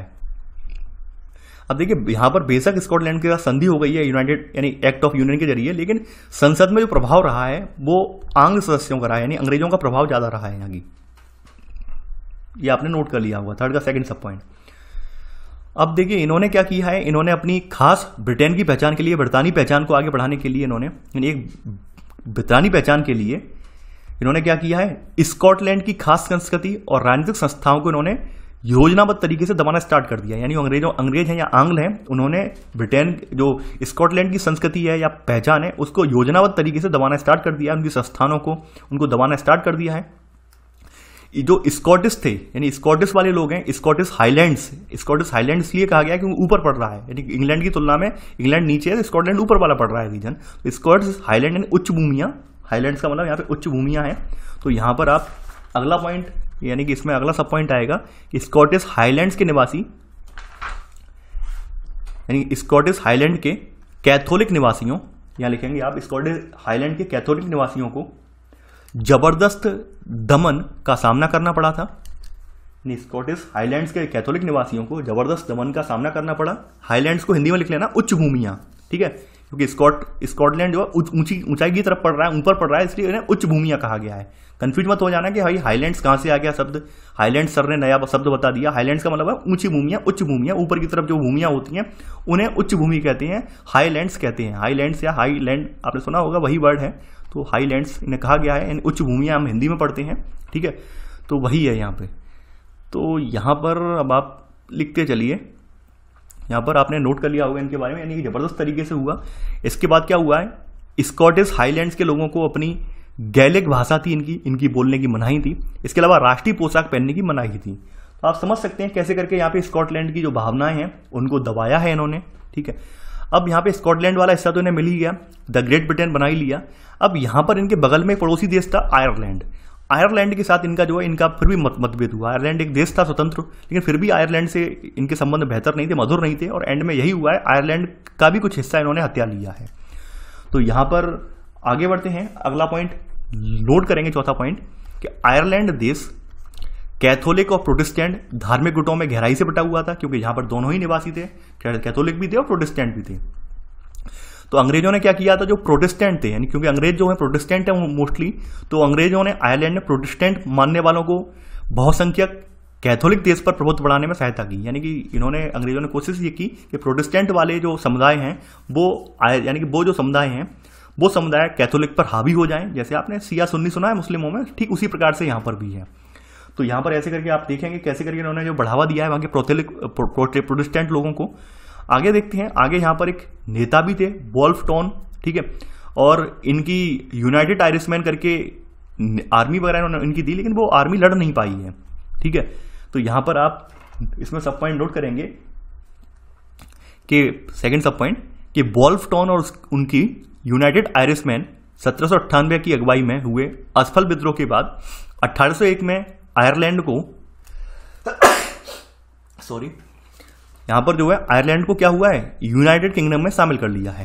यानी वोल्फ टॉन की अध्यक्षता में क्या हुआ कि एक आयरिश आर्मी थी, वो लड़ नहीं पाई इनसे, फिर आयरलैंड को इसमें शामिल कर लिया गया है यूनाइटेड किंगडम में। यानी इसे फिर इन सबको मिला के यूनाइटेड किंगडम का नाम दिया गया है। यानी ग्रेट ब्रिटेन में 3 आ जाते हैं, इंग्लैंड, वेल्स और स्कॉटलैंड, और फिर आयरलैंड को और मिला दिया गया, तो इसको क्या बन गया है यहाँ पर, ये यूके बन गया, यानी जिसे हम यूनाइटेड किंगडम कहते हैं सम्मिलित रूप से, ठीक है। तो बाद में यहाँ पे विद्रोह वगैरह हुआ है, ऐसे करके केवल उत्तरी वाला हिस्सा इनके अधीन रहा है और दक्षिणी वाला हिस्सा जो स्वतंत्र रूप से एक राष्ट्र बन गया है वो बात की बात है। लेकिन यहाँ पर फिर क्या हुआ है वो भी आप नोट कर लेते हैं। यहाँ पर अगला पॉइंट यहाँ पर नोट करेंगे, 5वां पॉइंट, यहाँ पर एक नए ब्रितानी राष्ट्र का निर्माण किया गया, जिस पर हावी आंग्ल संस्कृत का प्रचार किया गया, यानी आंग्ल संस्कृत को यहाँ पे प्रचारित किया गया। इसके अलावा यहाँ पर नए ब्रिटेन के प्रतीक चिन्हों में क्या था, ब्रितानी झंडा था, यानी यूनियन जैक यहाँ पर था। राष्ट्रीय गान में God save our noble king, इन सबको बढ़ावा दिया गया। और पुराने राष्ट्र थे, यानी पुराने राष्ट्र जो भी वेल्स थे, स्कॉटलैंड थे, आयरलैंड थे, ये मातहत सहयोगी के रूप में ही रह गए। मातहत का मतलब क्या हो, सबॉर्डिनेट, अधीनस्थ, जैसे आपने सुनते हैं अधीनस्थ, यानी हमें नीचे सपोर्ट करने वाला कोई व्यक्ति है, तो अधी केवल सपोर्टर रह गए, इनके अधीनस्थ बन के रह गए, इनके अधीन रह गए, ये कुछ कर नहीं पाए देश अपने आप में। यानी हावी कौन हो गए, अंग्रेज हो गए हावी इन सब पे, ठीक है। तो ये तो यानी कि आप देखेंगे द ग्रेट ब्रिटेन या फिर बाद में यूनाइटेड किंगडम कैसे बना है, तो वो आपके सामने एक कहानी है, ऐसे करके ये यूनाइटेड किंगडम बना है। तो आप देखेंगे जिसे हम आदर्श ग्रेट ब्रिटेन कहते हैं, वास्तव में आदर्श वह भी नहीं है। यहाँ पर भी जो खूब रक्तपात हुआ है, खूब यहाँ पर जो तलवारें चली हैं, मारकाट हुई है, ठीक है, तो वो आप यहाँ पर देख पाएंगे। तो ये तो आप इंग्लैंड की कहानी आपने पढ़ ली। अब आगे बढ़ते हैं, अगली हेडिंग आपकी आती है राष्ट्र की दृश्य कल्पना। देखिए यहाँ पर ये हेडिंग जो है ना, ये हेडिंग बिल्कुल भारतीय जो आपका क्रांतिकारी जो हुआ था, मूवमेंट हुआ था, बिल्कुल यहाँ पर भी वही सेम कंडीशन थी। कैसे थी, जैसे आपने देखा होगा कि हमारे यहाँ भारत माता की जो तस्वीर गढ़ी गई है बंगाल के कलाकारों ने, वो भारत माता की तस्वीर पहले नहीं थी, पहले कहीं जिक्र नहीं मिलता है, वो केवल बंगाल से स्टार्ट हुई है भारत माता, ठीक है, कि हमने देश को माता माना है, भारत माता, ठीक है। भारत माता की तस्वीरों को लेकर यहाँ पे जगह जगह रखकर जो है आंदोलन चलाए गए हैं, वो आपने पढ़ा भी होगा इतिहास में। तो राष्ट्र की दृश्य कल्पना में हमने यही किया, हमने अमूर्त विचारों को अपना एक जो है नारी का रूप दे दिया है। हमारे जो भी अमूर्त विचार थे, यानी कि जिन्हें मूर्त रूप में साकार करना सक्षम नहीं था, उन्हें एक नारी के रूप में हमने प्रस्तुत कर दिया है। तो यहाँ पर शुरुआत में दिक्कत आई कि भाई राष्ट्र को कैसे पेश करें। भाई यार कोई, यानी कि कोई व्यक्ति हो उसका तो तस्वीर हम बना सकते हैं, लेकिन राष्ट्र को कैसे पेश करें। तो राष्ट्र को पेश करने का तरीका यही था कि उन्होंने एक अपना अमूर्त विचारों को यहाँ पे अभिव्यक्त करने के रूप में नारी को चुना है। और ये नारी कोई वास्तविक में नहीं थी, यानी वास्तविकता में कोई नारी नहीं थी। हमने मान लिया कि भाई ये हमारी देवी के रूप में हमारे देश की रक्षा कर रही हैं, या फिर ये हमारी देवी हैं, तो वही यहाँ पर भी किया है। जैसे हमने भारत माता को मान लिया, भारत माता हमारी जो है कोई पहले नहीं थी। अगर आप पहले देखेंगे कहीं शास्त्रों में, धर्मों में आपको कहीं जिक्र नहीं मिलेगा। ठीक है, भारत माता का उदय जो हुआ है, भारत माता का, देखिए यहाँ पर आप बुरा मानने वाली बात नहीं है। अगर आप इतिहास उठा के देखेंगे तो ये आपकी क्रांतिकारी जो गतिविधियां हुई हैं उसी दौरान बंगाल में ये भारत माता की कल्पना हुई थी। ठीक है, तो वहां से भारत माता जो है इनका चित्र बनाए जाने लगे हैं। अगर आप देखेंगे चित्र, और ऐसे करके भारत माता वाली जो अवधारणा है ये निकल के आई है। यानी ठीक ये कल्पना जो है यहीं से कॉपी की गई है। यानी आप देखेंगे ये जो चीजें यहाँ घटित हुई हैं वही चीजें फिर बाद में भारत में घटित हुई हैं। तो यहाँ पर आप नोट करेंगे पहला पॉइंट कि 18वीं और 19वीं सदी में कलाकारों ने राष्ट्र का मानवीकरण करके, यानी क्या किया है, इनका मानवीकरण करके, मानवीकरण का मतलब मानव रूप देके, यानी राष्ट्र क्या है, राष्ट्र को एक जीवंत या मानवीय रूप में दिखाने की कोशिश की है। तो 18वीं और 19वीं सदी कलाकारों ने राष्ट्र का मानवीकरण करके राष्ट्रों को नारी भेष में प्रस्तुत किया। राष्ट्रों को किसमें पेश किया है, नारी भेष में, यानी हर राष्ट्र को नारी के भेष में पेश किया है। यानी आप ये जो अपने भारत माता का प्रचलन देखेंगे, भारत माता वाला प्रचलन इसी से कॉपी है। तो आपने यहां पर लिख लिया होगा। अब यहां पर सब पॉइंट लिख लेना।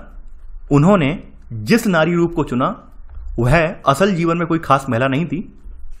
यह क्या थी, यह राष्ट्र के अमूर्त विचार, यानी कि जो अमूर्त का मतलब ये हुआ है जो मूर्त रूप में नहीं है, यानी कि जिसको हम टच नहीं कर सकते हैं, अमूर्त केवल ब्रेन में है। तो अमूर्त विचारों को कल्पना देने के लिए ये ठोस रूप प्रदान किया था नारी का हमने। और विभिन्न प्रकार के सिंबल जो हमारी आजादी के प्रतीक थे वो इस नारी के साथ हमने जोड़ दिए थे। जैसे आप देखते होंगे भारत माता के में हाथ में झंडा, भारत का जो झंडा है वो हाथ में थामे हुए दिखाया गया है। तो क्या है, झंडा हमारी एक आज़ादी का प्रतीक माना जाता है। ठीक है, देश की प्रगति का प्रतीक माना जाता है। तो वो विचार वहीं से निकल के आए हैं। ठीक है, तो वो यही यहाँ पर हुआ है कि यहाँ पर अमूर्त इनके जो विचार थे, जो क्रांति से संबंधित इनके इनके जो प्रतीक चिन्ह थे, वो सारे प्रतीक चिन्ह उन्होंने जो है उस लेडीज को सौंप दिए हैं, यानी उस लेडी के ऊपर गढ़ दिए हैं। तो आपने ये पहले का सब पॉइंट नोट कर लिया होगा। ऐसे ही फ्रांसीसी क्रांति के दौरान आपको देखने को मिलेगा, फ्रांसीसी क्रांति के दौरान भी यही हुआ था। तो वहां पर उन्होंने अपने विचार जो थे, स्वतंत्रता, न्याय और गणतंत्र जैसे विचारों को अभिव्यक्त करने के लिए नारी रूपक का प्रयोग किया। रूपक क्या होता है, रूपक के बारे में साफ साफ यहां पे लिखा हुआ है, जब किसी अमूर्त विचार जैसे लालच, ईर्ष्या, स्वतंत्रता या किसी व्यक्ति या किसी चीज के लिए इंगित किए जाते हैं तो उन्हें रूपात्मक बोला जाता है, प्रतीकात्मक बोला जाता है। रूपक का मतलब है प्रतीकात्मक। ठीक है, यानी कि रूप, हमने किसी का रूप दे दिया। जैसे आप देखते होंगे ईश्वर को हमने देखा नहीं है, लेकिन हमने उसका रूप दे दिया है कि भाई ऐसा ईश्वर होगा, इतना बलवान होगा, ऐसा शरीर होगा, रूप दे दिया है उसे। यानी कि हमने, जैसे हम कहते हैं हमने बजरंगबली को नहीं देखा, लेकिन हमने कल्पना कर ली है कि भाई ये इस प्रकार रहे होंगे। ठीक है, तो हमने वो अपनी एक कल्पना करके वो इमेज या फिर मूर्तियां हैं वो गढ़ दी हैं। ठीक है, तो वही यहाँ पर हमने रूप यहाँ पर गढ़े हैं, यानी रूप बनाए हैं। गढ़ने का अभिप्राय यहाँ पर रूप अपने अपने दिमाग से अकॉर्डिंग हमने बना लिए हैं, छवि बना ली है अपनी। ठीक है, तो ये आपने सेकंड पॉइंट आपने नोट कर लिया होगा।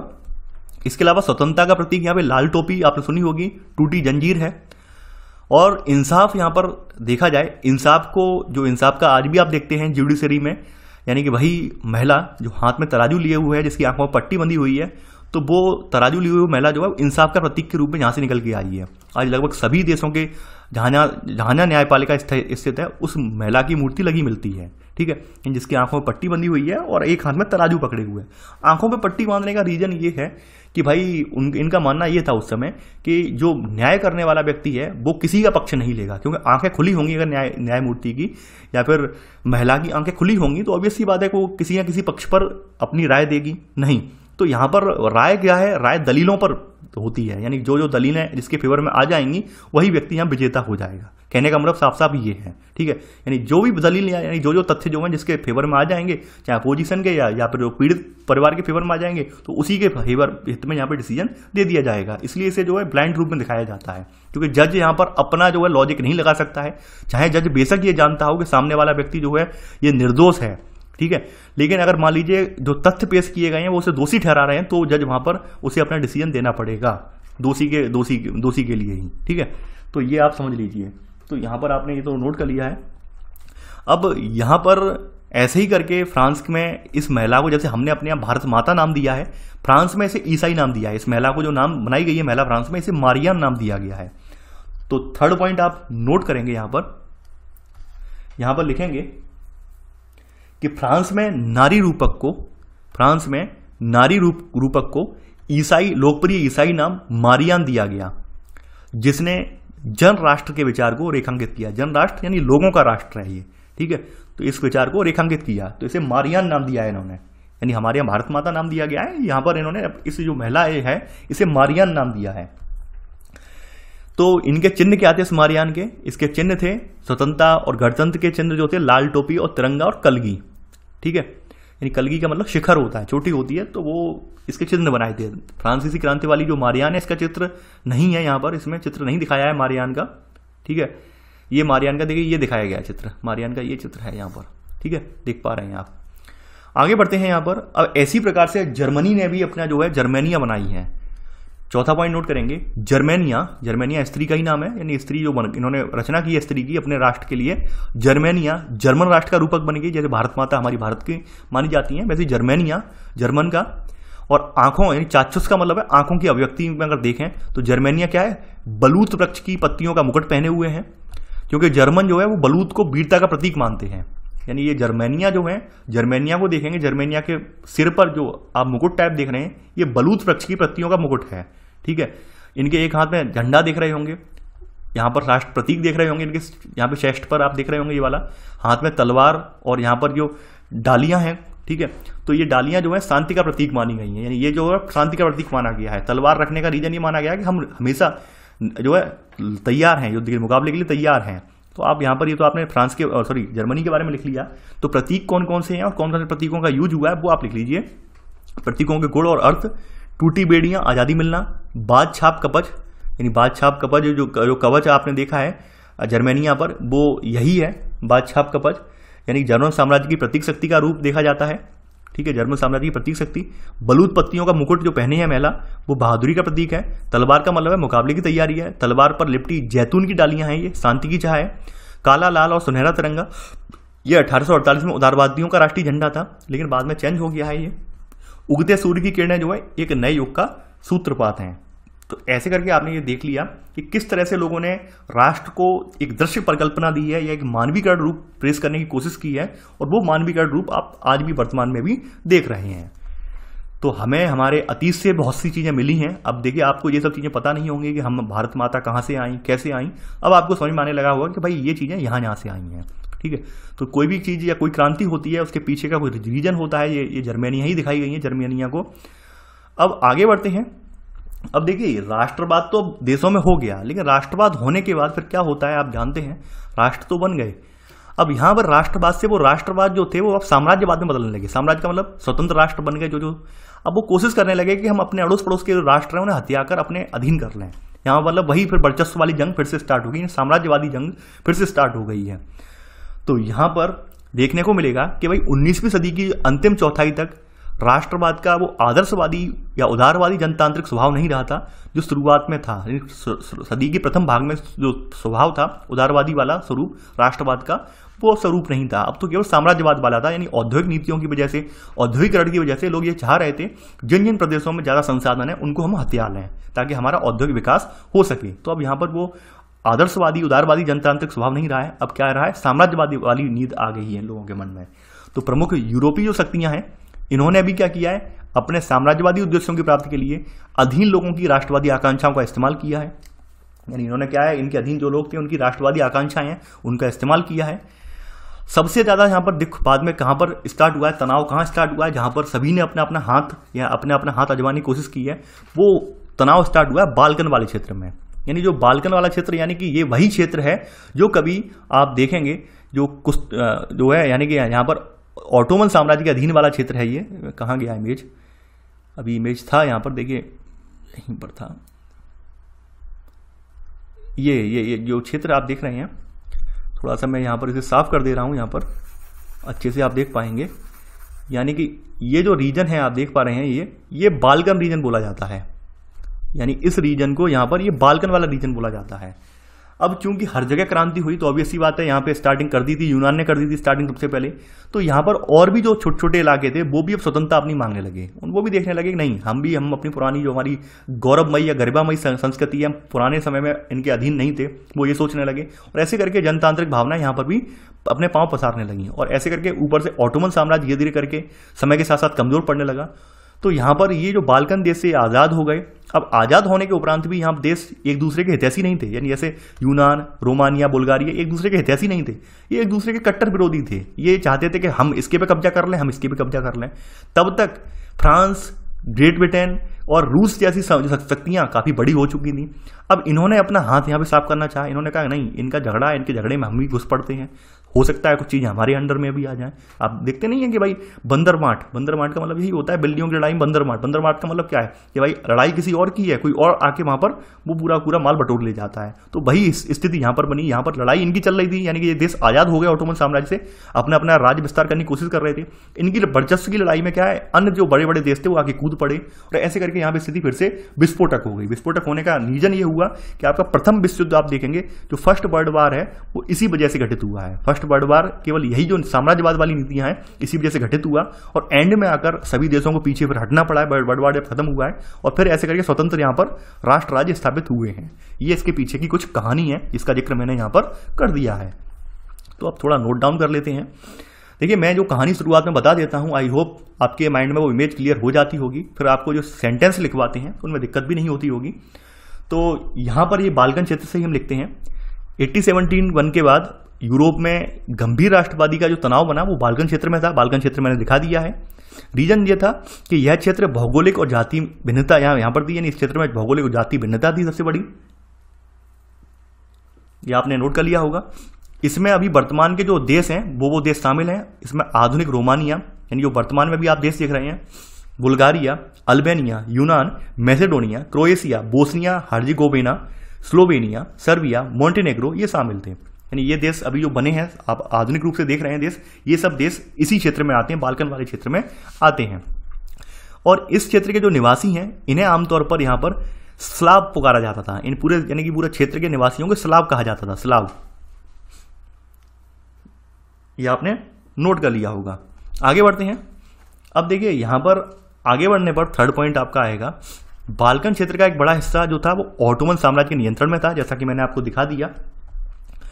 और धीरे धीरे क्या था कि भाई यहां पर भी जो रोमानी विचार थे, रोमांटिक विचार थे, वो फैलने लगे। यानी रोमानी जो विचार फ्रांस वगैरह या जर्मनी वगैरह, इटली वगैरह में जो विचार पनपे थे, वही विचार इन देशों में ही पनपने लगे। यानी ये देश भी उस विचार से अछूते नहीं रहे। और धीरे धीरे क्या था कि यहाँ के लोग भी स्वतंत्रता की मांग करने लगे। तो यहां पर थर्ड का सब पॉइंट लिखेंगे, इसमें लिखेंगे इस क्षेत्र में रोमानी राष्ट्रवाद के फैलने से, इस क्षेत्र में रोमानी राष्ट्रवाद के फैलने से ऑटोमन के अधीन यानी यहां पर लिख लेना ऑटोमन के अधीन यूरोपीय राष्ट्रीयताएं उसके चंगुल से निकलकर स्वतंत्रता की घोषणा करने लगी। यानी इस क्षेत्र में रोमानी राष्ट्रवाद के फैलने से ऑटोमन के अधीन यूरोपीय राष्ट्रीयताएं उसके चंगुल से निकलकर स्वतंत्रता की घोषणा करने लगी। देखिए, ऑटोमन राज्य इतना ज्यादा स्ट्रांग नहीं रह गया अपने एंड समय में, तो ऑब्वियस ही बात है ये देश आजाद हो गए। लेकिन आजाद होने के बाद जैसा कि मैंने बताया कि भाई एक दूसरे के भी ये दुश्मन थे, ये एक दूसरे के भी यानी कि ये सपोर्टर नहीं थे। तो वही स्थिति यहाँ पे देखने को मिलेगी। चौथा पॉइंट आप नोट करेंगे, यहां पर इन्होंने आजादी के लिए क्या इस्तेमाल किया है, अपनी पुरानी भावनाओं को, यानी अपना जमीर इन्होंने खोजा है कि भाई हमारे पूर्वज जो थे स्वतंत्र थे, हम गुलामी क्यों करें। तो चौथा पॉइंट आप लिखेंगे, बाल्कन लोगों ने इतिहास का इस्तेमाल यह साबित करने के लिए किया कि वे कभी स्वतंत्र थे, लेकिन तत्पश्चात विदेशी शक्तियों ने उन्हें अधीन कर लिया। यानी उन्होंने अपनी खोई हुई आजादी को अपने संघर्ष के रूप में देखा। यानी हमें अपनी खोई हुई आजादी, अपना खोया हुआ गौरव वापस कर लेना है। तो चौथा पॉइंट तक आपने नोट कर लिया होगा। आगे बढ़ते हैं। अब आगे बढ़ने पर क्या होता है, लेकिन यहाँ पर वही चीजें मैंने बताई कि बाल्कन क्षेत्र में जो देश थे, ये वाले स्वतंत्र देश जो बने हैं, ये एक दूसरे के हितैषी नहीं थे, एक दूसरे के कट्टर दुश्मन थे, ईर्ष्या करते थे। और ईर्ष्या करने की वजह से यहाँ पर वही स्थितियां हुई कि इन्हें बाहरी जो शक्तियां थी वो भी यहाँ पर घुस पड़ी हैं। तो यहाँ पर पांचवा पॉइंट नोट करेंगे कि बाल्कन राज्य एक दूसरे से भारी ईर्ष्या करते थे और हर एक राज्य अपने से ज्यादा इलाके हथियाने की उम्मीद रखता था। इसी में सब पॉइंट। अब यहां पर कुछ देशों की एंट्री हो जाती है। यहां पर बाल्कन समस्या आगे बढ़ती जाती है तो कुछ शक्तियां जो है इनमें लाभ कमाने के उद्देश्य से आ जाती हैं, जैसे रूस, जर्मनी, इंग्लैंड, ऑस्ट्रो हंगरी की हर ताकत बाल्कन पर अन्य शक्तियों की जकड़ पकड़ को कमजोर करके क्षेत्र में अपने प्रभाव को बढ़ाना चाहती थी। यहाँ पर इनका जो है ईर्ष्या वाला माहौल था, इनका आपस में लड़ाई चलता था, तो ये लोग अपना कब्जा जमाना चाहते थे, क्योंकि इसमें क्षेत्र में रिसोर्स की दृष्टि से ये चाहते थे ये देश हमारे अधीन हो जाए। तो रूस, जर्मनी सब घुस पड़े अपना अपना कब्जा जमाने के लिए। तो यहाँ पर क्या हुआ, इससे इस इलाके में फिर क्या होता है, कई युद्ध हुए हैं, और ऐसे करके प्रथम विश्व युद्ध इसी वजह से हुआ है, यानी रूस, जर्मनी और ये सब इनकी टांग अड़ाने की वजह से प्रथम विश्व युद्ध भी हुआ है यहाँ पर। तो 5वें का सेकंड सब पॉइंट आपने नोट कर लिया होगा। आगे बढ़ते हैं यहाँ पर। अब देखिए 5वें का थर्ड सब पॉइंट बताया गया है यहाँ पर। अब यहाँ पर 5वें का थर्ड सब पॉइंट में क्या है कि धीरे धीरे युद्ध जो हुआ है, युद्ध में इन जो बाहरी शक्तियां जो हैं, यानी कि जो आपकी रूस हैं या फिर जर्मनी है या फिर इंग्लैंड वाली शक्तियों ने कब्जा तो कर लिया, औपनिवेश तो बना लिया इन देशों को अपना, यानी यहाँ पर औपनिवेशिक शासन तो स्थापित कर लिया, लेकिन फिर भी औपनिवेशिक शासन स्थापित होने के बाद यहाँ के जो निवासी थे वो उस औपनिवेशिक शासन से भी आज़ादी आज़ादी पाना चाहते थे। तो यहाँ पर वही देखने को मिलेगा। तो यहाँ पर 5वें का थर्ड सब पॉइंट है, यहाँ पर आप नोट करेंगे। यहाँ पर इस बीच विश्व के अनेक देशों ने, जिनका 19वीं सदी में यूरोपीय शक्तियों ने औपनिवेशीकरण किया था, साम्राज्यवादी प्रभुत्व का विरोध करने लगे। यानी कि यहाँ पर जो इन देशों पर जो साम्राज्यवादी जो देश थे, साम्राज्यवादी देशों ने अपना औपनिवेश स्थापित कर दिया, तो उनका फिर विरोध होने लगा है। इस बीच विश्व के अनेक देशों ने, जिनका 19वीं सदी में यूरोपीय शक्तियों ने औपनिवेशीकरण किया था, साम्राज्यवादी प्रभुत्व का विरोध करने लगे, क्योंकि यहाँ पर ये देश इनका आपसी झगड़ा था और ऊपर से रूस ने अपने कब्जे में ले लिया, इंग्लैंड में ले लिया, औपनिवेश स्थापित कर दिए। तो ऐसे करके ये लोग जो थे, इन लोगों को लगा कि भाई जैसे तैसे तो हमने ऑटोमन साम्राज्य से आज़ादी ली है, ऑटोमन साम्राज्य से आज़ादी ली, तब तक ये लोग आके घुस पड़े हैं, तो अब इनसे भी आज़ादी लेनी है हमें। तो फिर संघर्ष वो जारी रहा है। फिर ऐसे करके क्या होता है, हर तरफ आंदोलन हुए हैं। चौथा सब पॉइंट, हर तरफ जो साम्राज्य विरोधी आंदोलन विकसित हुए, इस अर्थ में वो राष्ट्रवादी थे कि वे सभी स्वतंत्र राष्ट्र राज्य का निर्माण करने के लिए संघर्ष कर रहे हैं। सभी जो देश थे, जो आपके बाल्कन क्षेत्र वाले, लगभग सभी के कब्जे में आ गए थे, यानी सभी देश जो थे लगभग औपनिवेश बन गए थे, और वो औपनिवेश वाले देश, सभी देश अपनी अपनी स्वतंत्रता की मांग करने लगे हैं। और मांग जब करने लगे हैं इन देशों से, रूस से, ब्रिटेन से या फिर जर्मनी से, तो एंड में क्या हुआ है कि एंड में इन लोगों को हटना पड़ा है, बड़ी बड़ी शक्तियों को पीछे हटना पड़ा है। ठीक है, यानी आप लिख लेना सब पॉइंट। अंत में अगला सब पॉइंट, अंत में राष्ट्र राज्यों के गठन को स्वाभाविक और सार्वभौमिक मान लिया गया। जो अंत में सभी जो बड़ी बड़ी शक्तियां आती हैं, इन्होंने मान लिया कि भाई अब हमें छोड़ते हैं देश, आपका देश हम यहाँ पे आज़ाद कर रहे हैं, औपनिवेश खत्म कर रहे हैं, और आप अपना अपना राष्ट्र राज्य बनाइए, जिसका खुद का संविधान हो, खुद का गणतंत्र हो। तो वो आपने लिख लिया है। देखिए इसी के साथ आपका ये चैप्टर समाप्त हो जाता है, क्योंकि चैप्टर लेंदी था, और मैं यही कोशिश करता हूँ इस तरह के जो चैप्टर होते हैं इसमें कोई तथ्य छूटे ना, और साथ ही साथ आपको चैप्टर भी सारगर्भित रूप में समझ में आ जाए। कोई चीज़ें ऐसी ना हो कि मैं लिखवा दूँ आपको समझ में ना आए, ये बिल्कुल नहीं होना चाहिए, चाहे बेशक हम एक दिन डिले कर जाएं। अब देखिए आगे वाला जो चैप्टर नंबर 2 है, उसमें थोड़ी दिक्कत है। उसमें दिक्कत क्या है वो मैं बता दे रहा हूँ, उस दिक्कत का जिक्र मैं कर दे रहा हूँ, उसके बारे में मैं आपकी प्रतिक्रिया जानना चाह रहा हूँ बस। देखिए चैप्टर 2 अगर हम नई एनसीईआरटी यानी इस साल वाली एनसीईआरटी को देखें, 2020-21 वाली एनसीईआरटी को देखें, तो 2020-21 वाली एनसीईआरटी में इन्होंने एक काम किया है, जो है एनसीईआरटी वालों ने, इन्होंने पहले जो 7 चैप्टर थे, अब 7 की जगह इन्होंने 5 चैप्टर कर दिए हैं। तो सेकंड वाला चैप्टर जो है वो नई वाली एनसीईआरटी में नहीं है, जबकि वो 2 साल पुरानी एनसीईआरटी आप क्लास 10 की उठा के देखेंगे, वहां पर वो चैप्टर आपको देखने को मिलेगा। तो मेरा तो मानना यह है कि वहां पर जो राष्ट्रवाद की लहर है वो बहुत इंपॉर्टेंट चैप्टर है, और वो इंपॉर्टेंट भी है चैप्टर जो है राष्ट्रवाद की, यानी कि जो आपकी हिंद जो चीनी देश है वहाँ पर जो कैसे कैसे, यानी वियतनाम वगैरह, कंबोडिया वगैरह में कैसे कैसे लहर आई है, वो पढ़ना भी जरूरी है हमारे अड़ोसी पड़ोसी देशों के हिसाब से। तो मैं तो उसे पढ़ाना चाह रहा हूँ। अब आप अपनी प्रतिक्रिया बताइए, आपको पढ़ना है या नहीं पढ़ना है सेकंड चैप्टर। अगर आप कहते हैं कि सर सेकंड चैप्टर पुराना वाला वो पढ़ना चाह रहे हैं, तो मैं सेकंड चैप्टर वही वाला स्टार्ट करूंगा, पुरानी वाली बुक वाला, पुरानी बुक मतलब 2 साल पुरानी वाली बुक वाला। नहीं तो मैं ये जो 5 चैप्टरों का पैटर्न है, यानी पूरी बुक में आपके 5 चैप्टर हैं इस साल वाली बुक में, या तो मैं ये पढ़ाऊंगा। तो अपनी प्रतिक्रिया दे दें। मेरा मानना यह है सेकंड चैप्टर जो है उसमें कहानी अच्छी खासी है, कहानी गलत नहीं है, और वहां पर जो सेकंड चैप्टर हटा के जो पहले थर्ड चैप्टर था, यानी पहले जो भारत में राष्ट्रवाद वाला चैप्टर था पहले, आज से 2 साल पहले इस किताब में, वो अब सेकंड चैप्टर बना दिया है। तो मेरा मानना है भारत में राष्ट्रवाद वाला टॉपिक तो आप अपने भारतीय स्वतंत्रता संघर्ष में ही पढ़ चुके हैं, तो भारत में राष्ट्रवाद वाला टॉपिक एक बार को नहीं पढ़ेंगे तो चल जाएगा, लेकिन जो ये टॉपिक इन्होंने हटा दिया है सेकंड चैप्टर में से, वो टॉपिक बहुत जरूरी है, मेरा मानना ये है। तो अब आप अपनी प्रतिक्रिया दे दीजिए, उसी हिसाब से मैं जो है आपके नोट्स आ जाएंगे। ठीक है, कि आप पुराने वाला 2 साल पुरानी वाली जो बुक है वो पढ़ना चाह रहे हैं, या फिर जो अभी वाला संस्करण आया है जिसमें चैप्टर कम कर दिए ये पढ़ना चाह रहे हैं, ये अपनी प्रतिक्रिया आप मुझे कमेंट में तत्काल मुझे दे दें, ठीक है, जिससे मुझे भी आसानी हो कि आप चाह क्या रहे हैं, क्योंकि मैं पढ़ा भी दूं और आप लोग उसके नोट्स ना बनाएं या उसको छोड़ दें तो फिर मुझे भी दुख होगा कि मैं मैंने मेहनत भी की और आपने पढ़ा नहीं, ठीक है। तो आई होप आपको ये लेक्चर पसंद आया होगा। देखिए आप लोग इस वीडियो को लाइक शेयर करना बिल्कुल ना भूलें। तो चलिए आज के लिए बस इतना ही। Thanks for watching. जय हिंद।